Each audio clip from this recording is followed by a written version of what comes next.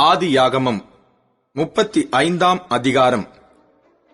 தேவன் யாக்கோபை நோக்கி, நீ எழுந்து பெத்தேலுக்குப் போய் அங்கே குடியிருந்து, நீ உன் சகோதரனாகிய ஏசாவின் முகத்திற்கு விலகி ஓடிப்போகிறபோது உனக்கு தரிசனமான தேவனுக்கு அங்கே ஒரு பலிபீடத்தை உண்டாக்கு என்றார். அப்பொழுது யாக்கோபு தன் வீட்டாரையும் தன்னோடே கூட இருந்த மற்ற அனைவரையும் நோக்கி, உங்களிடத்தில் இருக்கிற அந்நிய தெய்வங்களை விலக்கி போட்டு உங்களை சுத்தம் பண்ணிக்கொண்டு உங்கள் வஸ்திரங்களை மாற்றுங்கள். நாம் எழுந்து பெத்தேலுக்கு போவோம் வாருங்கள். எனக்கு ஆபத்து நேரிட்ட நாளில் என் விண்ணப்பத்துக்கு உத்தரவு அருளிச் செய்து நான் நடந்த வழியிலே என்னோடே கூட இருந்த தேவனுக்கு அங்கே ஒரு பலிபீடத்தை உண்டாக்குவேன் என்றான். அப்பொழுது அவர்கள் தங்கள் கையில் இருந்த எல்லா அந்நிய தெய்வங்களையும் தங்கள் காதணிகளையும் யாக்கோபிடத்தில் கொடுத்தார்கள். யாக்கோபு அவைகளை சீகேம் ஊர் அருகே இருந்த ஒரு கர்வாலி மரத்தின் கீழே புதைத்து போட்டான். பின்பு பிரயாணம் புறப்பட்டார்கள். அவர்களை சுற்றிலும் இருந்த பட்டணத்தாருக்கு தேவனாலே பயங்கரம் உண்டானதினால் அவர்கள் யாக்கோபின் குமாரரை பின்தொடராதிருந்தார்கள். யாக்கோபும் அவனோடே கூட இருந்த எல்லா ஜனங்களும் கானான் தேசத்தில் உள்ள பெத்தேல் என்னும் லூசுக்கு வந்தார்கள். அங்கே அவன் ஒரு பலிபீடத்தை கட்டி தன் சகோதரனுடைய முகத்துக்கு தப்பி ஓடினபோது அங்கே தனக்கு தேவன் தரிசனமானபடியால் அந்த ஸ்தலத்திற்கு ஏல் பெத்தேல் என்று பெயரிட்டான். ரெபேக்காளின் தாதியாகிய தெபோரால் மரித்து பெத்தேலுக்கு சமீபமாயிருந்த ஒரு கர்வாலி மரத்தின் கீழ் அடக்கம் பண்ணப்பட்டாள். அதற்கு அலோன்பாகூத் என்னும் பேர் உண்டாயிற்று. யாக்கோபு பதான் அராமிலிருந்து வந்த பின்பு தேவன் அவனுக்கு மறுபடியும் தரிசனமாகி அவனை ஆசீர்வதித்து, இப்பொழுது உன் பேர் யாக்கோபு, இனி உன் பேர் யாக்கோபு எண்ணப்படாமல் இஸ்ரவேல் என்று உனக்கு பேர் வழங்கும் என்று சொல்லி அவனுக்கு இஸ்ரவேல் என்று பெயரிட்டார். பின்னும் தேவன் அவனை நோக்கி, நான் சர்வ வல்லமையுள்ள தேவன், நீ பலுகிப் பெருகுவாயாக. ஒரு ஜாதியும் பற்பல ஜாதிகளின் கூட்டங்களும் உன்னிலிருந்து உண்டாகும். ராஜாக்களும் உன் சந்ததியில் பிறப்பார்கள். நான் ஆபிரகாமுக்கும் ஈசாக்குக்கும் கொடுத்த தேசத்தை உனக்கு கொடுப்பேன். உனக்கு பின் உன் சந்ததிக்கும் இந்த தேசத்தை கொடுப்பேன் என்று சொல்லி தேவன் அவனோட பேசின ஸ்தலத்திலிருந்து அவனை விட்டு எழுந்தருளிப் போனார். அப்பொழுது யாக்கோபு தன்னோடே அவர் பேசின ஸ்தலத்திலே ஒரு கற்றூனை நிறுத்தி அதன் மேல் வான பலியை ஊற்றி எண்ணெயையும் வார்த்தான். தேவன் தன்னோட பேசின அந்த ஸ்தலத்திற்கு யாக்கோபு பெத்தேல் என்று பெயரிட்டான். பின்பு பெத்தேலை விட்டு பிரயாணம் புறப்பட்டார்கள். எப்பிராத்தாவுக்கு வர இன்னும் கொஞ்ச தூரம் இருக்கும்போது ராகேல் பிள்ளை பெற்றாள். பிரசவத்தில் அவளுக்கு கடும் வேதனை உண்டாயிற்று. பிரசவிக்கும் போது அவளுக்கு கடும் வேதனையாய் இருக்கையில் மருத்துவச்சி அவளை பார்த்து, பயப்படாதே, இந்த முறையும் புத்திரனை பெறுவாய் என்றாள். மரண காலத்தில் அவள் ஆத்துமா பிரியும் போது அவள் அவனுக்கு பெனோனி என்று பெயரிட்டாள். அவன் தகப்பனோ அவனுக்கு பென்யமீன் என்று பெயரிட்டான். ராகேல் மரித்து பெத்லகேம் என்னும் எப்பிராத்தா ஊருக்கு போகிற வழியிலே அடக்கம் பண்ணப்பட்டாள். அவள் கல்லறையின் மேல் யாக்கோபு ஒரு தூணை நிறுத்தினான். அதுவே இந்நாள் வரைக்கும் இருக்கிற ராகேலுடைய கல்லறையின் தூண். இஸ்ரவேல் பிரயாணம் பண்ணி ஏத்தேர் என்கிற கோபுரத்திற்கு அப்புறத்தில் கூடாரம் போட்டான். இஸ்ரவேல் அந்த தேசத்தில் தங்கி குடியிருக்கும் போது ரூபன் போய் தன் தகப்பனுடைய மறுமனையாட்டியாகிய பில்காளோடே சயனித்தான். அதை இஸ்ரவேல் கேள்விப்பட்டான். யாக்கோபின் குமாரர் 12 பேர். யாக்கோபின் மூத்த மகனாகிய ரூபன், சிமியோன், லேவி, யூதா, இசக்கார், செபுலோன் என்பவர்கள் லேயாள் பெற்ற குமாரர். யோசேப்பு, பென்யமின் என்பவர்கள் ராகேல் பெற்ற குமாரர். தான், நப்தலி என்பவர்கள் ராகேலுடைய பணிவிடைக்காரியாகிய பில்காள் பெற்ற குமாரர். காத், ஆசேர் என்பவர்கள் லேயாளின் பணிவிடைக்காரியாகிய சில்பாள் பெற்ற குமாரர். இவர்களே யாக்கோபுக்கு பதான் அராமிலே பிறந்த குமாரர். பின்பு யாக்கோபு அர்பாவின் ஊராகிய மம்ரேக்கு தன் தகப்பனாகிய ஈசாக்கினிடத்தில் வந்தான். அது ஆபிரகாமும் ஈசாக்கும் தங்கியிருந்த எபிரோன் என்னும் ஊர். ஈசாக்கு விருத்தாப்பியமும் பூரண ஆயுசும் உள்ளவனாகி 180 வருஷம் ஜீவித்திருந்து பிராணன் போய் மரித்து தன் ஜனத்தாரோடே சேர்க்கப்பட்டான். அவன் குமாரராகிய ஏசாவும் யாக்கோபும் அவனை அடக்கம் பண்ணினார்கள். ஆதியாகமம் 36ஆம் அதிகாரம். ஏதோமியரின் தகப்பனாகிய ஏசாவின் வம்ச வரலாறு. ஏசா கானான் தேசத்து பெண்களில் ஏத்தியனான ஏலோனின் குமாரத்தியாகிய ஆதாளையும், ஏவியனாகிய சிபியோனின் குமாரத்தியும், ஆனாகின் குமாரத்தியுமாகிய அகோலிபாமாளையும், இஸ்மவேலின் குமாரத்தியும், நெபாயோத்தின் சகோதரியுமாகிய பஸ்மாத்தையும் விவாகம் பண்ணியிருந்தான். ஆதாள் ஏசாவுக்கு எலிப்பாசை பெற்றாள். பஸ்மாத்து ரெகுவேலை பெற்றாள். அகோலிபாமாள் எயூஷையும் யாலாமையும் கோராகையும் பெற்றாள். இவர்களே ஏசாவுக்கு கானான் தேசத்திலே பிறந்த குமாரர்.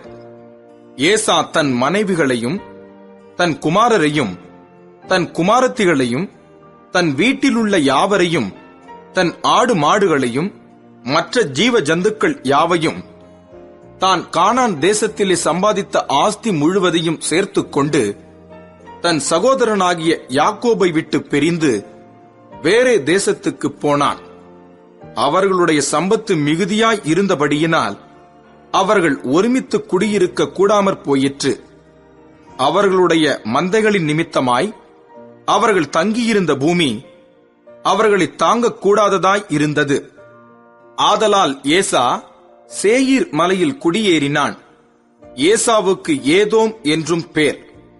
சேயீர் மலையில் இருக்கிற ஏதோமியருடைய தகப்பனாகிய ஏசாவின் சந்ததிகளும் ஏசாவின் குமாரருடைய நாமங்களுமாவன.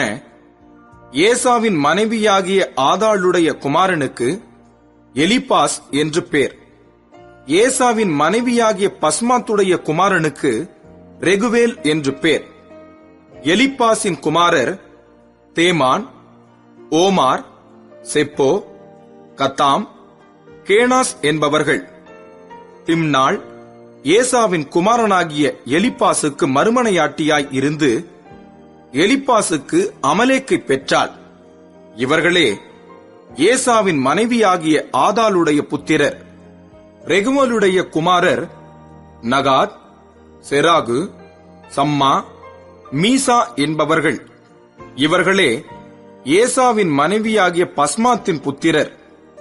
சிபியோனின் குமாரத்தியும் ஆனாகின் குமாரத்தியுமான அகோலிபாமாள் என்கிற ஏசாவின் மனைவி எயூஷ், யாலாம், கோராகு என்னும் புத்திரரை ஏசாவுக்கு பெற்றாள்.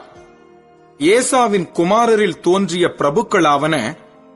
ஏசாவுக்கு மூத்த மகனாகிய எலிப்பாசுடைய குமாரரில் தேமான் பிரபு, ஓமார் பிரபு, செப்போ பிரபு, கேனாஸ் பிரபு, கோராகு பிரபு, கத்தாம் பிரபு, அமலேக்கு பிரபு என்பவர்கள்.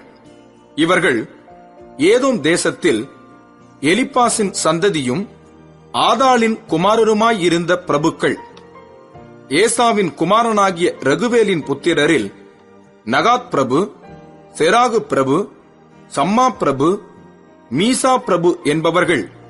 இவர்கள் ஏதோம் தேசத்தில் ரெகுவேலின் சந்ததியும் ஏசாவின் மனைவியாகிய பஸ்மாத்தின் குமாரருமாயிருந்த பிரபுக்கள்.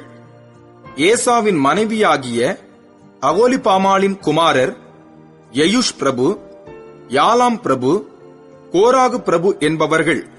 இவர்கள் ஆனாகின் குமாரத்தியும் ஏசாவுடைய மனைவியுமாகிய அகோலிபாமாளின் சந்ததியாயிருந்த பிரபுக்கள். இவர்களே ஏதோம் என்னும் ஏசாவின் சந்ததி. இவர்களே அவர்களிலிருந்த பிரபுக்கள். அந்த தேசத்தின் குடிகளாகிய ஓரியனான சேயீரின் குமாரர் லோத்தான், சோபால், சிபியோன், ஆனாகு, திஷோன், ஏத்சேர், திஷான் என்பவர்கள். இவர்களே ஏதோம் தேசத்தில் சேயீரின் புத்திரராகிய ஓரியருடைய சந்ததியாயிருந்த பிரபுக்கள். லோத்தானுடைய குமாரர் ஓரி, ஏமாம் என்பவர்கள். லோத்தானின் சகோதரி திம்னாள் என்பவள். சோபாலின் குமாரர் அல்வான், மானகாத், ஏபால், செப்போ, ஓனாம் என்பவர்கள்.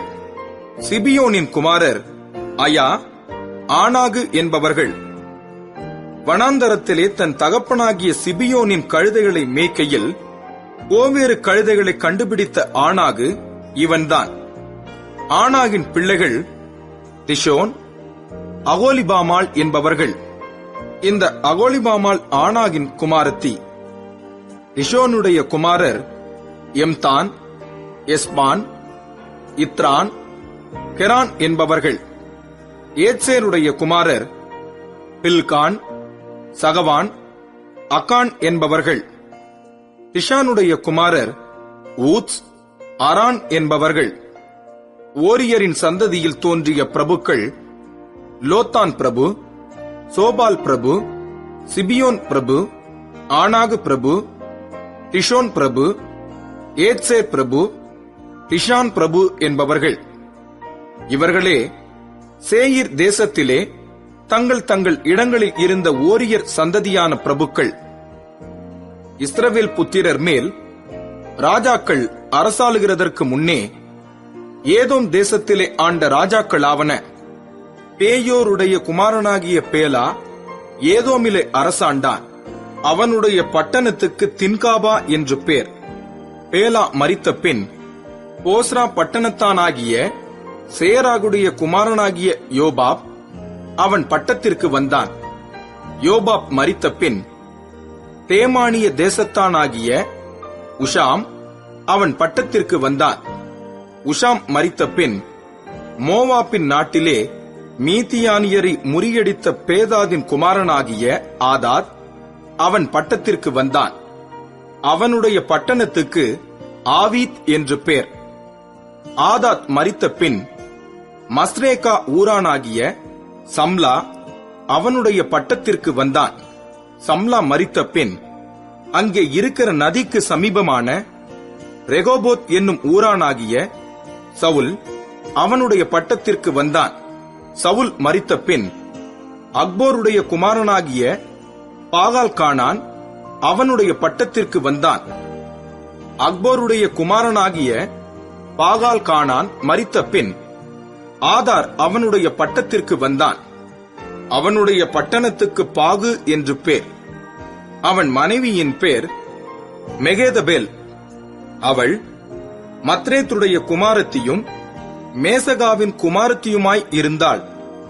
தங்கள் பற்பல வம்சங்களின்படியேயும் வாசஸ்தலங்களின்படியேயும் நாமதேயங்களின்படியேயும் ஏசாவின் சந்ததியில் தோன்றிய பிரபுக்களுடைய நாமங்களாவன: திம்னா பிரபு, அல்வா பிரபு, ஏதேத் பிரபு, அகோலிபாமா பிரபு, ஏலா பிரபு, பினோன் பிரபு, கேனாஸ் பிரபு, தேமான் பிரபு, மிப்சார் பிரபு, மக்தியேல் பிரபு, ஈராம் பிரபு. இவர்களே தங்கள் சொந்தமான தேசத்திலே பற்பல இடங்களில் குடியிருந்த ஏதோம் சந்ததி பிரபுக்கள். இந்த ஏதோமியருக்கு தகப்பன் ஏசா. ஆதியாகமம் 37ஆம் அதிகாரம். யாக்கோபு தன் தகப்பன் தங்கியிருந்த கானான் தேசத்திலே குடியிருந்தான். யாக்கோபுடைய சந்ததியின் வரலாறு. யோசேப்பு 17 வயதிலே தன் சகோதரருடனே ஆடுகளை மேய்த்துக் கொண்டிருந்தான். அந்த இளைஞன் பில்காள், சில்பாள் என்னும் தன் தகப்பனுடைய மறுமனையாட்டிகளின் குமாரரோடே இருந்து அவர்களுடைய துன்மார்க்கத்தை தன் தகப்பனுக்கு சொல்லி வருவான். இஸ்ரவேலின் முதிர் வயதிலே யோசேப்பு தனக்கு பிறந்ததினால் இஸ்ரவேல் தன் குமாரர் எல்லாரிலும் அவனை அதிகமாய் நேசித்து அவனுக்கு பல வருணமான அங்கியை செய்வித்தான். அவனுடைய சகோதரர் எல்லாரிலும் அவனை தங்கள் தகப்பன் அதிகமாய் நேசிக்கிறதை அவன் சகோதரர் கண்டபோது அவனோடே பட்சமாய் பேசாமல் அவனை பகைத்தார்கள். யோசேப்பு ஒரு சொப்பனம் கண்டு அதை தன் சகோதரருக்கு அறிவித்தான். அது நிமித்தம் அவனை இன்னும் அதிகமாய் பகைத்தார்கள். அவன் அவர்களை நோக்கி, நான் கண்ட சொப்பனத்தை கேளுங்கள். நாம் வயலில் அறுத்த அரிகளை கட்டிக் கொண்டிருந்தோம். அப்பொழுது என்னுடைய அரிக்கட்டு நிமிர்ந்திருந்தது. உங்கள் அரிக்கட்டுகள் என் அரிக்கட்டைச் சுற்றி வணங்கி நின்றது என்றான். அப்பொழுது அவன் சகோதரர் அவனை பார்த்து, நீ எங்கள் மேல் துரைத்தனம் பண்ணுவாயோ, நீ எங்களை ஆளப் போகிறாயோ என்று சொல்லி அவனை அவன் சொப்பனங்களின் நிமித்தமும் அவன் வார்த்தைகளின் நிமித்தமும் இன்னும் அதிகமாய் பகைத்தார்கள். அவன் வேறொரு சொப்பனம் கண்டு தன் சகோதரரை நோக்கி, நான் இன்னும் ஒரு சொப்பனத்தை கண்டேன். சூரியனும் சந்திரனும் 11 நட்சத்திரங்களும் என்னை வணங்கினது என்றான். இதை அவன் தன் தகப்பனுக்கும் தன் சகோதரருக்கும் சொன்னபோது அவன் தகப்பன் அவனை பார்த்து, நீ கண்ட இந்த சொப்பனம் என்ன? நானும் உன் தாயாரும் உன் சகோதரரும் தரைமட்டும் குனிந்து உன்னை வணங்க வருவோமோ என்று அவனை கடிந்து கொண்டான்.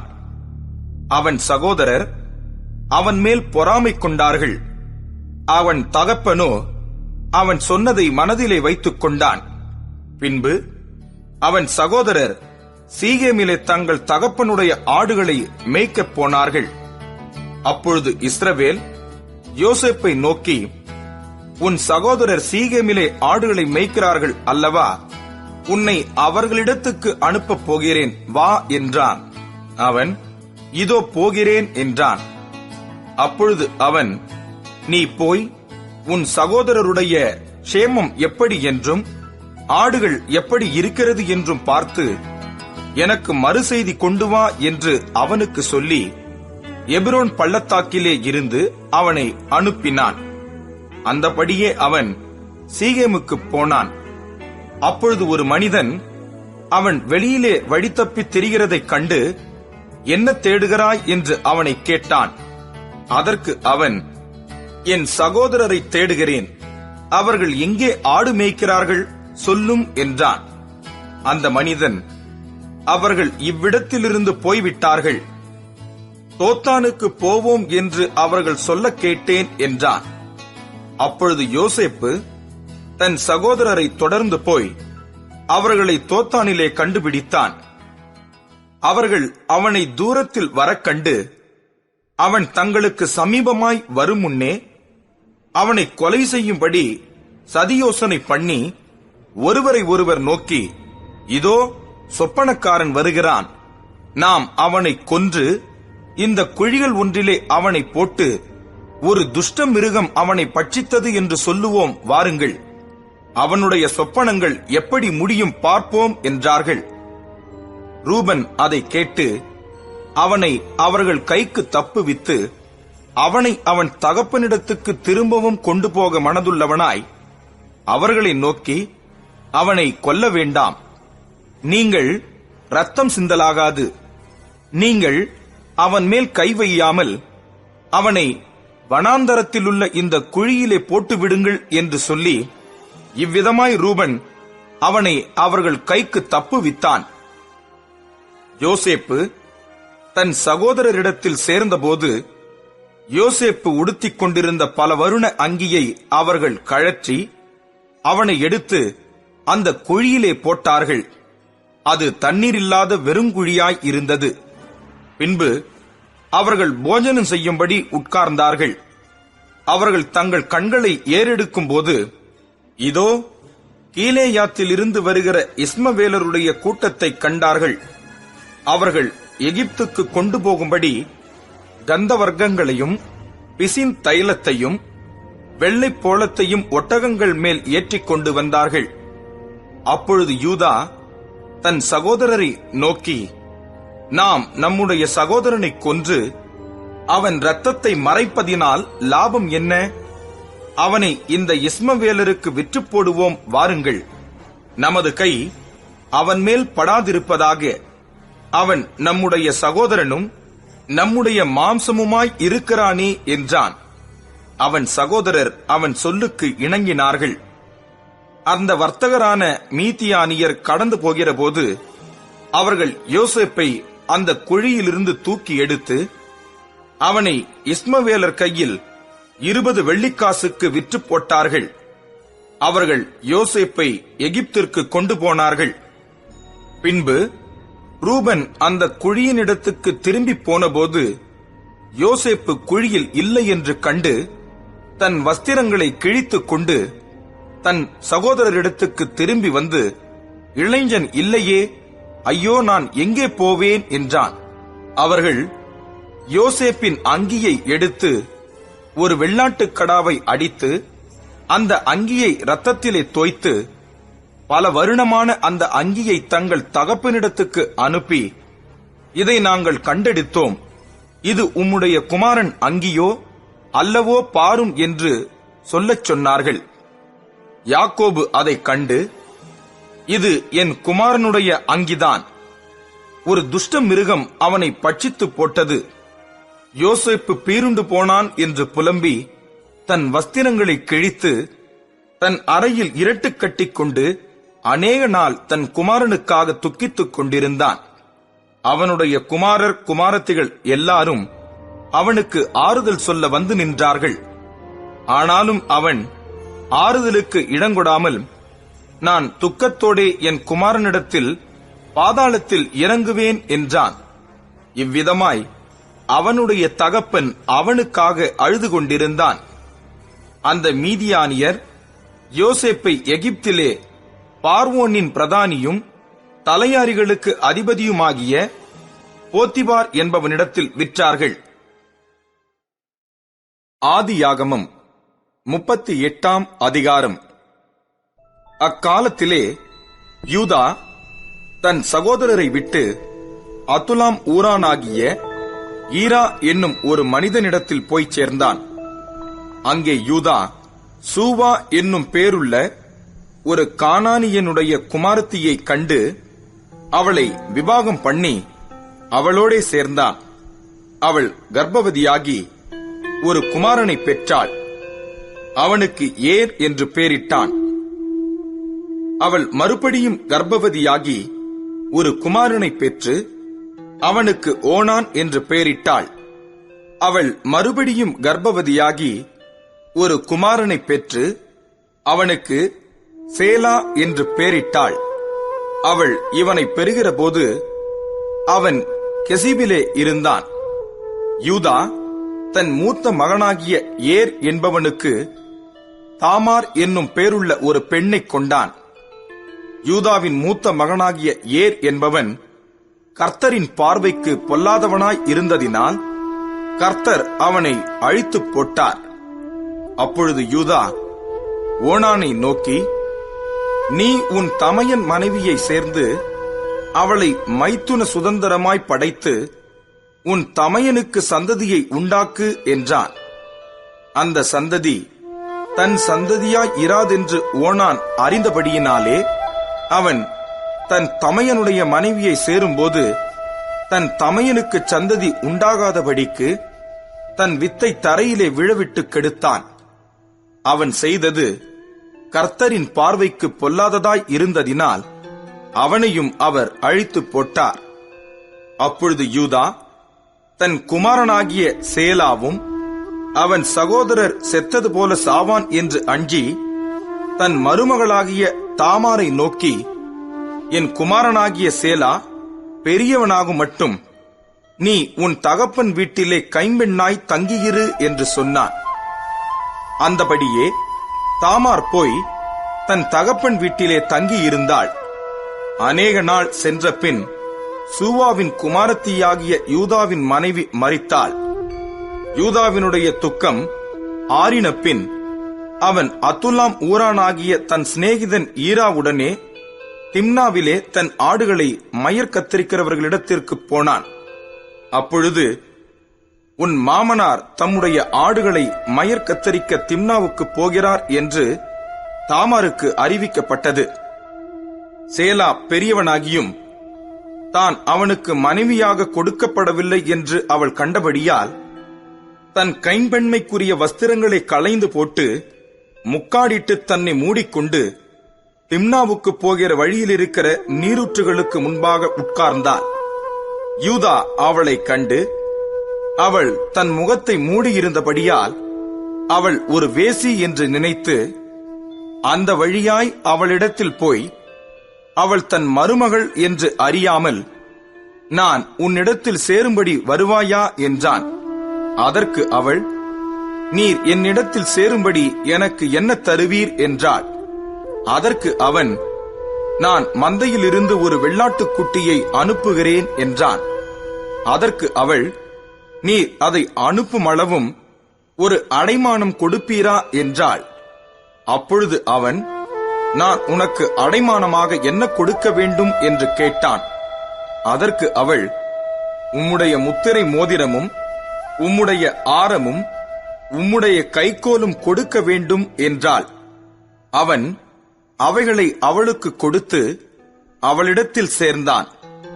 அவள் அவனாலே கர்ப்பவதியாகி எழுந்து போய் தன் முக்காட்டை களைந்து தன் கைம்பெண்மைக்குரிய வஸ்திரங்களை உடுத்திக் கொண்டாள். யூதா அந்த ஸ்திரீயின் இடத்தில் இருந்த அடைமானத்தை வாங்கிக் கொண்டு வரும்படி அதுல்லாம் ஊரானாகிய தன் சிநேகிதன் கையிலே ஒரு வெள்ளாட்டுக்குட்டியை கொடுத்து அனுப்பினான். அவன் அவளை காணாமல் அவ்விடத்து மனிதரை நோக்கி, வழியண்டை நீரூற்றுகள் அருகே இருந்த தாசி எங்கே என்று கேட்டான். அதற்கு அவர்கள், இங்கே தாசி இல்லை என்றார்கள். அவன் யூதாவினிடத்தில் திரும்பி வந்து, அவளை காணோம், அங்கே தாசி இல்லை என்று அவ்விடத்து மனிதரும் சொல்லுகிறார்கள் என்றான். அப்பொழுது யூதா, இதோ இந்த ஆட்டுக்குட்டியை அனுப்பினேன், நீ அவளை காணவில்லை, நமக்கு அவகீர்த்தி வராதபடிக்கு அவள் அதை கொண்டு போனால் போகட்டும் என்றான். ஏறக்குறைய 3 மாதம் சென்ற பின்பு உன் மருமகளாகிய தாமார் வேசித்தனம் பண்ணினாள், அந்த வேசித்தனத்தினால் கர்ப்பவதியுமானாள் என்று யூதாவுக்கு அறிவிக்கப்பட்டது. அப்பொழுது யூதா, அவளை வெளியே கொண்டு வாருங்கள், அவள் சுட்டெரிக்கப்பட வேண்டும் என்றான். அவள் வெளியே கொண்டு வரப்பட்ட போது அவள் தன் மாமனிடத்துக்கு அந்த அடைமானத்தை அனுப்பி, இந்த பொருட்களை உடையவன் எவனோ அவனாலே நான் கர்ப்பவதியானேன், இந்த முத்திரை மோதிரமும் இந்த ஆரமும் இந்த கோலும் யாருடையவைகள் பாரும் என்று சொல்லி அனுப்பினாள். யூதா அவைகளை பார்த்தறிந்து, என்னிலும் அவள் நீதியுள்ளவள், அவளை என் குமாரனாகிய சேலாவுக்கு கொடாமற் போனேனே என்றான். அப்புறம் அவன் அவளை சேரவில்லை. அவளுக்கு பிரசவகாலம் வந்தபோது அவள் கர்ப்பத்தில் 2 பிள்ளைகள் இருந்தன. அவள் பெறுகிற போது ஒரு பிள்ளை கையை நீட்டினது. அப்பொழுது மருத்துவச்சி அதன் கையை பிடித்து அதில் சிவப்பு நூலை கட்டி, இது முதலாவது வெளிப்பட்டது என்றாள். அது தன் கையை திரும்ப உள்ளே வாங்கிக் கொண்டபோது அதன் சகோதரன் வெளிப்பட்டான். அப்பொழுது அவள், நீ மீறி வந்ததென்ன, இந்த மீறுதல் உன்மேல் நிற்கும் என்றாள். அதனாலே அவனுக்கு பாரேஸ் என்று பெயரிடப்பட்டது. பிற்பாடு கையில் சிவப்பு நூல் கட்டியிருந்த அவனுடைய தம்பி வெளிப்பட்டான். அவனுக்கு சேரா என்று பெயரிடப்பட்டது. ஆதியாகமம் 39ஆம் அதிகாரம். யோசேப்பு எகிப்துக்கு கொண்டு போகப்பட்டான். பார்வோனுடைய பிரதானியும் தலையாரிகளுக்கு அதிபதியுமாகிய போத்திபார் என்னும் எகிப்து தேசத்தான் அவனை அவ்விடத்திற்கு கொண்டு வந்த இஸ்மவேலரிடத்தில் விலைக்கு வாங்கினான். கர்த்தர் யோசேப்போடே இருந்தார். அவன் காரிய சித்தியுள்ளவனானான். அவன் எகிப்தியனாகிய தன் எஜமானுடைய வீட்டிலே இருந்தான். கர்த்தர் அவனோடே இருக்கிறார் என்றும் அவன் செய்கிற யாவையும் கர்த்தர் வாய்க்க பண்ணுகிறார் என்றும் அவன் எஜமான் கண்டு யோசேப்பினிடத்தில் தயவு வைத்து அவனை தனக்கு ஊழியக்காரனும் தன் வீட்டுக்கு விசாரணைக்காரனுமாக்கி தனக்கு உண்டான யாவற்றையும் அவன் கையில் ஒப்புவித்தான். அவனை தன் வீட்டுக்கும் தனக்கு உண்டான எல்லாவற்றிற்கும் விசாரணைக்காரனாக்கினது முதற்கொண்டு கர்த்தர் யோசேப்பின் நிமித்தம் அந்த எகிப்தியன் வீட்டை ஆசீர்வதித்தார். வீட்டிலும் வெளியிலும் அவனுக்கு உண்டானவைகள் எல்லாவற்றிலும் கர்த்தருடைய ஆசீர்வாதம் இருந்தது. ஆகையால் அவன் தனக்கு உண்டானதையெல்லாம் யோசேப்பின் கையிலே ஒப்பு கொடுத்து விட்டு தான் புசிக்கிற போஜனம் தவிர தன்னிடத்திலிருந்த மற்றொன்றை குறித்தும் விசாரியாதிருந்தான். யோசேப்பு அழகான ரூபமும் சௌந்தரிய முகமும் உள்ளவனாய் இருந்தான். சில நாள் சென்ற பின் அவனுடைய எஜமானின் மனைவி யோசேப்பின் மேல் கண் போட்டு, என்னோடே சயனி என்றாள். அவனோ தன் எஜமானுடைய மனைவியின் சொல்லுக்கு இணங்காமல் அவளை நோக்கி, இதோ வீட்டிலே என்னிடத்தில் இருக்கிறவைகளில் யாதொன்றை குறித்தும் என் ஆண்டவன் விசாரியாமல் தமக்கு உண்டான எல்லாவற்றையும் என் கையில் ஒப்பித்திருக்கிறார். இந்த வீட்டிலே என்னிலும் பெரியவன் இல்லை. நீ அவருடைய மனைவியாய் இருக்கிறபடியால் உன்னை தவிர வேறொன்றையும் அவர் எனக்கு விலக்கி வைக்கவில்லை. இப்படி இருக்க நான் இத்தனை பெரிய பொல்லாங்குக்கு உடன்பட்டு தேவனுக்கு விரோதமாய் பாவம் செய்வது எப்படி என்றான். அவள் நித்தம் நித்தம் யோசேப்போடே இப்படி பேசிக்கொண்டு வந்தும் அவன் அவளுடனே சயனிக்கவும் அவளுடனே இருக்கவும் சம்மதிக்கவில்லை. இப்படி இருக்கும்போது ஒரு நாள் அவன் தன் வேலையை செய்கிறதற்கு வீட்டுக்குள் போனான். வீட்டு மனிதரில் ஒருவரும் வீட்டில் இல்லை. அப்பொழுது அவள் அவனுடைய வஸ்திரத்தை பற்றி பிடித்து, என்னோடே சயனி என்றாள். அவனோ தன் வஸ்திரத்தை அவள் கையிலே விட்டு வெளியே ஓடிப்போனான். அவன் தன் வஸ்திரத்தை அவள் கையிலே விட்டு வெளியே ஓடிப்போனதை அவள் கண்டபோது அவள் தன் வீட்டு மனிதரை கூப்பிட்டு, பாருங்கள், எபிரெய மனுஷன் நம்மிடத்தில் சரசம் பண்ணும்படிக்கு அவனை நமக்குள் கொண்டு வந்தார். அவன் என்னோடே சயனிக்கும்படிக்கு என்னிடத்தில் வந்தான். நான் மிகுந்த சத்தமிட்டு கூப்பிட்டேன். நான் சத்தமிட்டு கூப்பிடுகிறதை அவன் கேட்டு தன் வஸ்திரத்தை என்னிடத்தில் விட்டு வெளியே ஓடிப்போய்விட்டான் என்று சொன்னாள். அவனுடைய எஜமான் வீட்டுக்கு வருமளவும் அவனுடைய வஸ்திரத்தை தன்னிடத்தில் வைத்திருந்து அவனை நோக்கி, நீர் நம்மிடத்தில் கொண்டு வந்த அந்த எபிரெய வேலைக்காரன் சரசம் பண்ணும்படிக்கு என்னிடத்தில் வந்தான். அப்பொழுது நான் சத்தமிட்டு கூப்பிட்டேன். அவன் தன் வஸ்திரத்தை என்னிடத்தில் விட்டு வெளியே ஓடிப்போனான் என்றார்.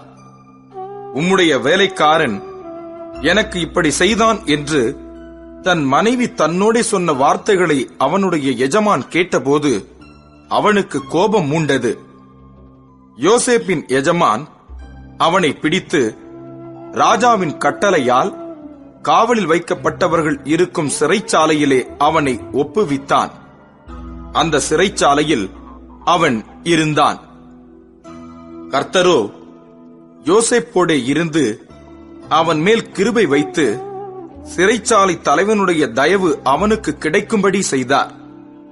சிறைச்சாலை தலைவன் சிறைச்சாலையில் வைக்கப்பட்ட யாவரையும் யோசேப்பின் கையிலே ஒப்புவித்தான்.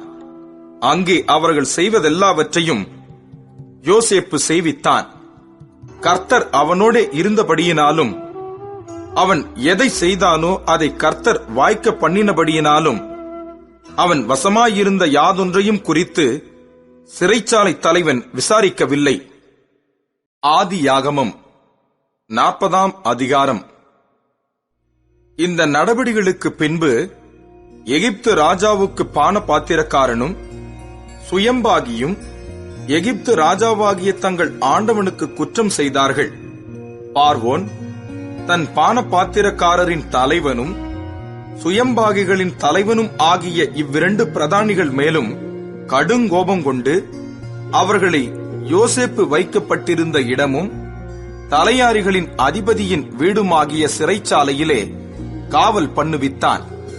தலையாரிகளின் அதிபதி அவர்களை விசாரிக்கும்படி யோசேப்பின் வசத்தில் ஒப்புவித்தான். அவன் அவர்களை விசாரித்து வந்தான். அவர்கள் அநேக நாள் காவலில் இருந்தார்கள். எகிப்து ராஜாவுக்கு பானபாத்திரக்காரனும் சுயம்பாகியுமாகிய அவ்விரண்டு பேரும் சிறைச்சாலையில் இருக்கும்போது ஒரே ராத்திரியிலே வெவ்வேறு பொருள் கொண்ட சொப்பனம் கண்டார்கள். காலமே யோசேப்பு அவர்களிடத்தில் போய் அவர்களை பார்க்கும்போது அவர்கள் கலங்கியிருந்தார்கள். அப்பொழுது அவன் தன் எஜமானுடைய வீட்டில் தன்னோடே காவல் பண்ணப்பட்டிருந்த பார்வோனுடைய பிரதானிகளை நோக்கி, உங்கள் முகங்கள் இன்று துக்கமாயிருக்கிறது என்ன என்று கேட்டான். அதற்கு அவர்கள், சொப்பனம் கண்டோம், அதற்கு அர்த்தம் சொல்லுகிறவன் ஒருவனும் இல்லை என்றார்கள். அதற்கு யோசேப்பு, சொப்பனத்துக்கு அர்த்தம் சொல்லுதல் தேவனுக்குரியதல்லவா, அவைகளை என்னிடத்தில் சொல்லுங்கள் என்றான். அப்பொழுது பானபாத்திரக்காரரின் தலைவன் யோசேப்பை நோக்கி, என் சொப்பனத்திலே ஒரு திராட்சைச் செடி எனக்கு முன்பாக இருக்க கண்டேன். அந்த திராட்சைச் செடியிலே 3 கொடிகள் இருந்தது. அது துளிர்க்கிறதாய் இருந்தது. அதில் பூக்கள் மலர்ந்திருந்தது. அதன் குலைகள் பழுத்த பழங்களா இருந்தது. பார்வோனுடைய பாத்திரம் என் கையிலே இருந்தது. நான் அந்த பழங்களை பறித்து அவைகளை பார்வோனுடைய பாத்திரத்தில் பிழிந்து அந்த பாத்திரத்தை பார்வோனுடைய கையிலே கொடுத்தேன் என்று தன் சொப்பனத்தை சொன்னான். அதற்கு யோசேப்பு, அந்த 3 கொடிகளும் 3 நாளாம். 3 நாளைக்குள்ளே பார்வோன் உன் தலையை உயர்த்தி உன்னை மறுபடியும் உன் நிலையிலே நிறுத்துவார். முன்னே அவருக்கு பானம் கொடுத்து வந்த வழக்கத்தின்படி பார்வோனின் பாத்திரத்தை அவர் கையிலே கொடுப்பாய். இதுதான் அதன் அர்த்தம் என்று சொன்னதும் அன்றி, நீ வாழ்வடைந்திருக்கும்போது என்னை நினைத்து என் மேல் தயவு வைத்து என் காரியத்தை பார்வோனுக்கு அறிவித்து இந்த இடத்திலிருந்து என்னை விடுதலையாக்க வேண்டும். நான் எபிரேயருடைய தேசத்திலிருந்து களவாய் கொண்டு வரப்பட்டேன். என்னை இந்த காவல் கிடங்கில் வைக்கும்படிக்கும் நான் இவ்விடத்தில் ஒன்றும் செய்யவில்லை என்றும் சொன்னான். அர்த்தம் நன்றாயிருக்கிறது என்று சுயம்பாகிகளின் தலைவன் கண்டு யோசேப்பை நோக்கி, நானும் என் சொப்பனத்தில் 3 வெள்ளைக்கூடைகள் என் தலையின் மேல் இருக்க கண்டேன். மேற்கூடையிலே பார்வோனுக்காக சமைக்கப்பட்ட சகலவித பலகாரங்களிலும் கொஞ்சம் கொஞ்சம் இருந்தது. என் தலையின் மேல் கூடையில் இருந்தவைகளை பறவைகள் வந்து பட்சித்தது என்றான். அதற்கு யோசேப்பு, அந்த 3 கூடைகளும் 3 நாளாம். இன்னும் 3 நாளைக்குள்ளே பார்வோன் உன் தலையை உயர்த்தி உன்னை மரத்திலே தூக்கி போடுவார். அப்பொழுது பறவைகள் உன் மாம்சத்தை தின்னும். இதுதான் அதன் அர்த்தம் என்று சொன்னான். 3ஆம் நாள் பார்வோனுடைய ஜன்ம நாளாய் இருந்தது. அவன் தன் ஊழியக்காரர் எல்லாருக்கும் விருந்து பண்ணி பானபாத்திரக்காரருடைய தலைவன் தலையையும் சுயம்பாகிகளுடைய தலைவன் தலையையும் தன் உத்தியோகஸ்தரின் நடுவே உயர்த்தி, பானபாத்திரக்காரரின் தலைவனை பானங்கொடுக்கிற தன் உத்தியோகத்திலே மறுபடியும் வைத்தான். அந்தபடியே அவன் பார்வோனுடைய கையிலே பாத்திரத்தை கொடுத்தான். சுயம்பாகிகளின் தலைவனையோ தூக்கி போட்டான். யோசேப்பு அவர்களுக்கு சொன்ன அர்த்தத்தின்படியே சம்பவித்தது. ஆனாலும் பானபாத்திரக்காரரின் தலைவன் யோசேப்பை நினையாமல் அவனை மறந்து விட்டான். ஆதியாகமம்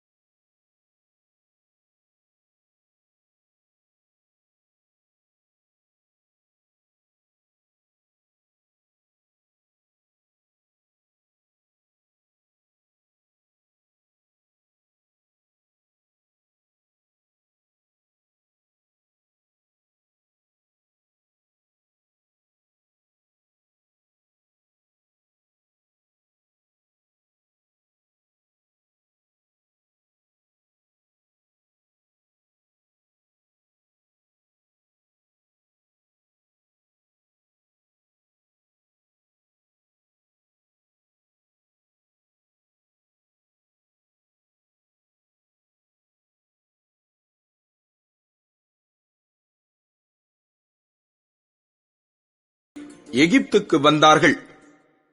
ஆதியாகமம் 42 அதிகாரம்.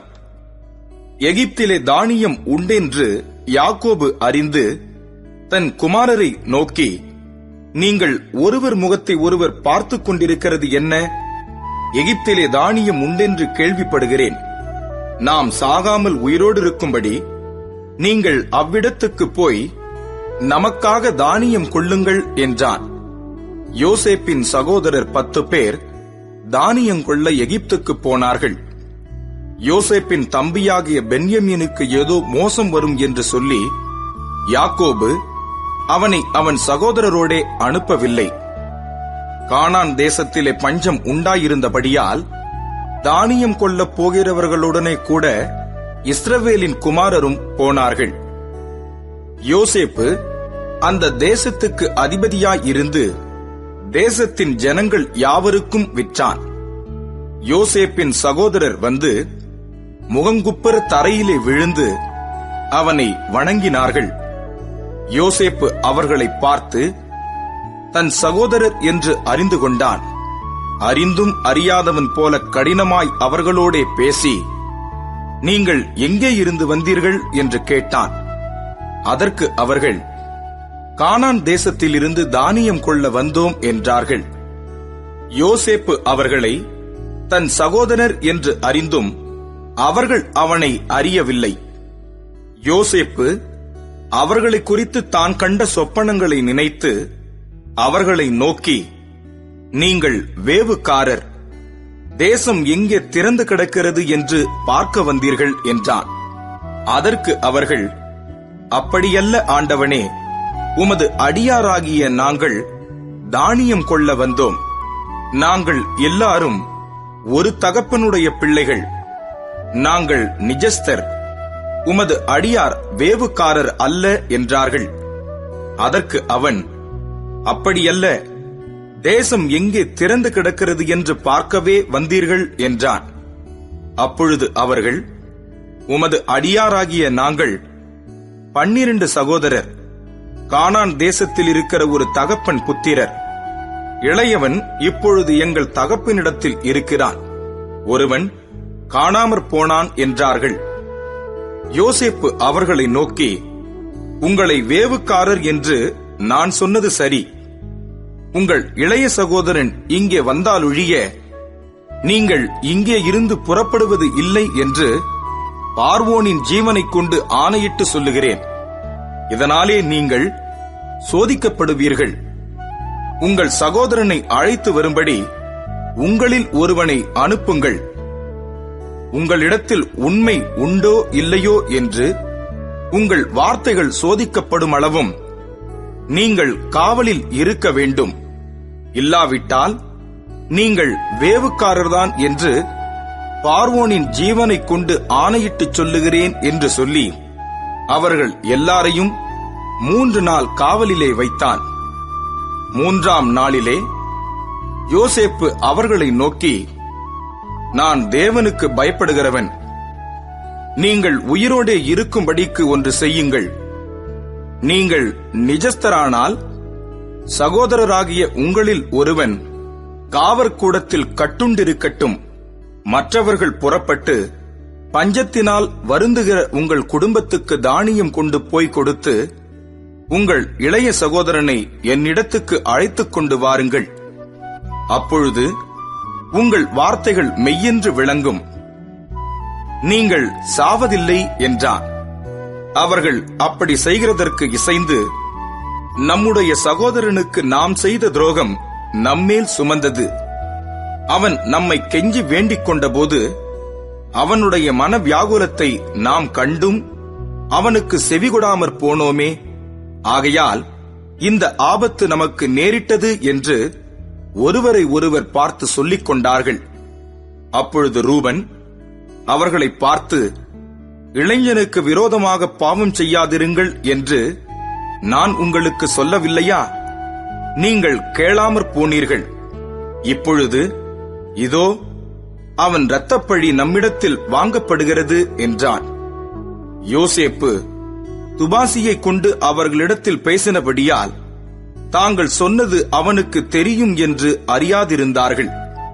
அவன் அவர்களை விட்டு அப்புறம் போய் அழுது திரும்ப அவர்களிடத்தில் வந்து அவர்களோடே பேசி அவர்களில் சிமியோனை பிடித்து அவர்கள் கண்களுக்கு முன்பாக கட்டுவித்தான். பின்பு அவர்கள் சாக்குகளை தானியத்தால் நிரப்பவும் அவர்கள் பணத்தை திரும்ப அவனவன் சாக்கிலே போடவும் வழிக்கு வேண்டிய ஆகாரத்தை கொடுக்கவும் யோசேப்பு கட்டளையிட்டான். அப்படியே அவர்களுக்கு செய்யப்பட்டது. அவர்கள் அந்த தானியத்தை தங்கள் கழுதைகள் மேல் ஏற்றிக்கொண்டு அவ்விடம் விட்டு புறப்பட்டு போனார்கள். தங்குகிற இடத்திலே அவர்களில் ஒருவன் தன் கழுதைக்கு தீவனம் போட தன் சாக்கை திறந்தபோது சாக்கின் வாயிலே தன் பணம் இருக்கிறதைக் கண்டு தன் சகோதரரை பார்த்து, என் பணம் திரும்ப வந்திருக்கிறது, இதோ அது என் சாக்கிலே இருக்கிறது என்றான். அப்பொழுது அவர்களுடைய இருதயம் சோர்ந்து போய் அவர்கள் பயந்து ஒருவரை ஒருவர் பார்த்து, தேவன் நமக்கு இப்படி செய்தது என்ன என்றார்கள். அவர்கள் கானான் தேசத்தில் உள்ள தங்கள் தகப்பனாகிய யாக்கோபினிடத்தில் வந்து தங்களுக்கு சம்பவித்தவைகளை எல்லாம் அவனுக்கு அறிவித்து, தேசத்துக்கு அதிபதியாயிருக்கிறவன் எங்களை தேசத்தை வேவு பார்க்க வந்தவர்கள் என்று எண்ணி எங்களோட கடினமாய் பேசினான். நாங்களோ அவனை நோக்கி, நாங்கள் நிஜஸ்தர், வேவுக்காரர் அல்ல. நாங்கள் 12 சகோதரர், ஒரு தகப்பன் புத்திரர். ஒருவன் காணாமற் போனான், இளையவன் இப்பொழுது கானான் தேசத்தில் எங்கள் தகப்பனிடத்தில் இருக்கிறான் என்றோம். அப்பொழுது தேசத்தின் அதிபதியானவன், நீங்கள் நிஜஸ்தர் என்பதை நான் அறியும்படி உங்கள் சகோதரரில் ஒருவனை நீங்கள் என்னிடத்தில் விட்டு பஞ்சத்தினால் வருந்துகிற உங்கள் குடும்பத்துக்கு தானியம் வாங்கிக் கொண்டு போய் கொடுத்து உங்கள் இளைய சகோதரனை என்னிடத்தில் அழைத்துக் கொண்டு வாருங்கள். அதனாலே நீங்கள் வேவுக்காரர் அல்ல, நிஜஸ்தர் என்பதை நான் அறிந்து கொண்டு உங்கள் சகோதரனை விடுதலை செய்வேன். நீங்கள் இந்த தேசத்திலே வியாபாரமும் பண்ணலாம் என்றான் என்று சொன்னார்கள். அவர்கள் தங்கள் சாக்குகளிலுள்ள தானியத்தை கொட்டுகையில், இதோ அவனவன் சாக்கிலே அவனவன் பணமுடிப்பு இருந்தது. அந்த பணமுடிப்புகளை அவர்களும் அவர்கள் தகப்பனும் கண்டு பயந்தார்கள். அவர்கள் தகப்பனாகிய யாக்கோபு அவர்களை நோக்கி, என்னை பிள்ளையற்றவனாக்குகிறீர்கள். யோசேப்பும் இல்லை, சிமியோனும் இல்லை, பென்யமீனையும் கொண்டு போக பார்க்கிறீர்கள்.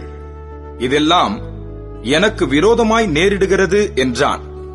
அப்பொழுது ரூபன் தன் தகப்பனை பார்த்து, அவனை என் கையில் ஒப்புவியும், நான் அவனை திரும்ப உம்மிடத்தில் கொண்டு வருவேன். அவனை கொண்டு வராவிட்டால் என் 2 குமாரரையும் கொன்று போடும் என்று சொன்னான். அதற்கு அவன், என் மகன் உங்களோடே கூட போவதில்லை. அவன் தமையன் இறந்து போனான், இவன் ஒருவன் மீதியாய் இருக்கிறான். நீங்கள் போகும் வழியில் இவனுக்கு மோசம் நேரிட்டால் நீங்கள் என் நரைமயிரை சஞ்சலத்தோடே பாதாளத்தில் இறங்க பண்ணுவீர்கள் என்றான். ஆதியாகமம் 43ஆம் அதிகாரம். தேசத்திலே பஞ்சம் கொடிதாய் இருந்தது. எகிப்திலிருந்து அவர்கள் கொண்டு வந்த தானியம் செலவழிந்த போது அவர்கள் தகப்பன் அவர்களை நோக்கி, நீங்கள் திரும்ப போய் நமக்கு கொஞ்சம் தானியம் வாங்கிக் கொண்டு வாருங்கள் என்றான். அதற்கு யூதா, உங்கள் சகோதரன் உங்களோடே கூட வராவிட்டால் நீங்கள் என் முகத்தை காண்பதில்லை என்று அந்த மனிதன் எங்களுக்கு சத்தியமாய்ச் சொன்னான். எங்கள் சகோதரனை நீர் எங்களோடே கூட அனுப்பினால் நாங்கள் போய் உமக்கு தானியம் வாங்கிக் கொண்டு வருவோம். அனுப்பாவிட்டால் நாங்கள் போக மாட்டோம். உங்கள் சகோதரன் உங்களோடே கூட வராவிட்டால் நீங்கள் என் முகத்தை காண்பதில்லை என்று அந்த மனிதன் எங்களோடே சொல்லியிருக்கிறான் என்றான். அதற்கு இஸ்ரவேல், உங்களுக்கு இன்னும் ஒரு சகோதரன் உண்டென்று நீங்கள் அந்த மனிதனுக்கு சொல்லி ஏன் எனக்கு இந்த துன்பத்தை வருவித்தீர்கள் என்றான். அதற்கு அவர்கள், அந்த மனிதன், உங்கள் தகப்பன் இன்னும் உயிரோடு இருக்கிறாரா? உங்களுக்கு இன்னும் ஒரு சகோதரன் உண்டா என்று எங்களையும் எங்கள் வம்சத்தையும் குறித்து விவரமாய் விசாரித்தான். அந்த கேள்விகளுக்கு தக்கதாக உள்ளபடி அவனுக்கு சொன்னோம். உங்கள் சகோதரனை உங்களோட கூட இங்கே கொண்டு வாருங்கள் என்று அவன் சொல்லுவான் என்பதை நாங்கள் அறிந்திருந்தோமா என்றார்கள். பின்னும் யூதா தன் தகப்பனாகிய இஸ்ரவேலை நோக்கி, நீரும் நாங்களும் எங்கள் குழந்தைகளும் சாகாமல் உயிரோடு இருக்கும்படி நாங்கள் புறப்பட்டு போகிறோம். பிள்ளையாண்டானை என்னோடு அனுப்பும். அவனுக்காக நான் உத்தரவாதம் பண்ணுவேன். அவனை என்னிடத்திலே கேளும். நான் அவனை உம்மிடத்தில் கொண்டு வந்து உமக்கு முன்பாக நிறுத்தாமற் போனால் எந்நாளும் அந்த குற்றம் என்மேல் இருப்பதாக. நாங்கள் தாமதியாதிருந்தோமானால் இதற்குள்ளே இரண்டாந்தரம் போய் திரும்பி வந்திருப்போமே என்றான். அதற்கு அவர்கள் தகப்பனாகிய இஸ்ரவேல், அப்படியானால் ஒன்று செய்யுங்கள். இந்த தேசத்தின் உச்சிதமான வஸ்துக்களில் கொஞ்சம் பிசின் தைலமும் கொஞ்சம் தேனும் கந்த வர்க்கங்களும் வெள்ளைப்போளமும் தெரபிந்து கொட்டைகளும் வாதுமை கொட்டைகளும் உங்கள் சாக்குகளில் போட்டு அந்த மனிதனுக்கு காணிக்கையாக கொண்டு போய் கொடுங்கள். பணத்தை இரட்டிப்பாய் உங்கள் கைகளில் கொண்டு போங்கள். சாக்குகளின் வாயிலே திரும்ப கொண்டு வந்த பணத்தையும் கொண்டு போங்கள். அது கைப்பிசகாய் வந்திருக்கும். உங்கள் சகோதரனையும் கூட்டிக் கொண்டு அந்த மனிதனிடத்துக்கு மறுபடியும் போங்கள். அந்த மனிதன் அங்கிருக்கிற உங்கள் மற்ற சகோதரனையும் பென்யமினையும் உங்களுடனே அனுப்பிவிடும்படிக்கு சர்வ வல்லமையுள்ள தேவன் அவன் சமூகத்தில் உங்களுக்கு இரக்கம் கிடைக்க பண்ணுவாராக. நானோ பிள்ளையற்று போனவனைப் போல் இருப்பேன் என்றான். அப்பொழுது அவர்கள் காணிக்கையையும் தங்கள் கைகளில் இரட்டிப்பான பணத்தையும் எடுத்துக்கொண்டு பென்யமீனையும் கூட்டிக் கொண்டு பிரயாணப்பட்டு எகிப்துக்கு போய் யோசேப்பின் சமூகத்தில் வந்து நின்றார்கள். பென்யமீன் அவர்களோட கூட வந்திருக்கிறதை யோசேப்பு கண்டு தன் வீட்டு விசாரணைக்காரனை நோக்கி, நீ இந்த மனிதரை வீட்டுக்கு அழைத்து போய் சாப்பாட்டுக்கு வேண்டியவைகளை அடித்து ஆயத்தம் பண்ணு. மத்தியானத்திலே இந்த மனிதர் என்னோடே சாப்பிடுவார்கள் என்றான். அவன் தனக்கு யோசேப்பு சொன்னபடியே செய்து அந்த மனிதரை யோசேப்பின் வீட்டுக்கு அழைத்து கொண்டு போனான். தாங்கள் யோசேப்பின் வீட்டுக்கு கொண்டு போகப்படுகிறதை அவர்கள் கண்டு பயந்து, முன்னே நம்முடைய சாக்குகளில் இருந்த பணத்தின் நிமித்தம் நம்மேல் குற்றம் சுமத்தி நம்மை பிடித்து சிறைகளாக்கி நம்முடைய கழுதைகளை எடுத்துக் கொள்ளும்படி நம்மை கொண்டு போகிறார்கள் என்று சொல்லி யோசேப்பின் வீட்டு விசாரணைக்காரன் அண்டையில் சேர்ந்து வீட்டு வாசற்படியிலே அவனோடே பேசி, ஆண்டவனே, நாங்கள் தானியம் கொள்ளும்படி முன்னே வந்து போனோமே. நாங்கள் தங்கும் இடத்தில் போய் எங்கள் சாக்குகளை திறந்தபோது நாங்கள் நிறுத்துக் கொடுத்த நிறையின்படியே அவனவன் பணம் அவனவன் சாக்கின் வாயிலே இருக்க கண்டோம். அதை நாங்கள் திரும்பவும் எங்கள் கையிலே கொண்டு வந்திருக்கிறோம். மேலும் தானியம் கொள்ளும்படி வேறே பணமும் எங்கள் கையில் கொண்டு வந்திருக்கிறோம். நாங்கள் முன் கொடுத்த பணத்தை எங்கள் சாக்குகளில் போட்டது இன்னார் என்று அறியோம் என்றார்கள். அதற்கு அவன், உங்களுக்கு சமாதானம், பயப்பட வேண்டாம். உங்கள் தேவனும் உங்கள் தகப்பனுடைய தேவனுமாய் இருக்கிறவர் உங்கள் சாக்குகளில் அதை உங்களுக்கு புதையலாக கட்டளையிட்டார். நீங்கள் கொடுத்த பணம் என்னிடத்தில் வந்து சேர்ந்தது என்று சொல்லி சிமியோனை வெளியே அழைத்து வந்து அவர்களிடத்தில் விட்டான். மேலும் அந்த மனிதன் அவர்களை யோசேப்பின் வீட்டுக்குள்ளே கூட்டிக் கொண்டு போய் அவர்கள் தங்கள் கால்களை கழுவும்படி தண்ணீர் கொடுத்து அவர்களுடைய கழுதைகளுக்கு தீவனம் போட்டான். தாங்கள் அங்கே போஜனம் செய்யப் போகிறதை அவர்கள் கேள்விப்பட்டபடியால் மத்தியானத்தில் யோசேப்பு வருமளவும் காணிக்கையை ஆயத்தமாய் வைத்து காத்துக் கொண்டிருந்தார்கள். யோசேப்பு வீட்டுக்கு வந்தபோது அவர்கள் தங்கள் கையில் இருந்த காணிக்கையை வீட்டுக்குள் அவனிடத்தில் கொண்டு போய் வைத்து தரை மட்டும் குனிந்து அவனை வணங்கினார்கள். அப்பொழுது அவன் அவர்கள் சுக செய்தியை விசாரித்து, நீங்கள் சொன்ன முதிர்வயதான உங்கள் தகப்பன் சுகமாய் இருக்கிறாரா, அவர் இன்னும் உயிரோடு இருக்கிறாரா என்று அவர்களிடத்தில் விசாரித்தான். அதற்கு அவர்கள், எங்கள் தகப்பனாராகிய உமது அடியான் சுகமாய் இருக்கிறார், இன்னும் உயிரோடு இருக்கிறார் என்று சொல்லி குனிந்து வணங்கினார்கள்.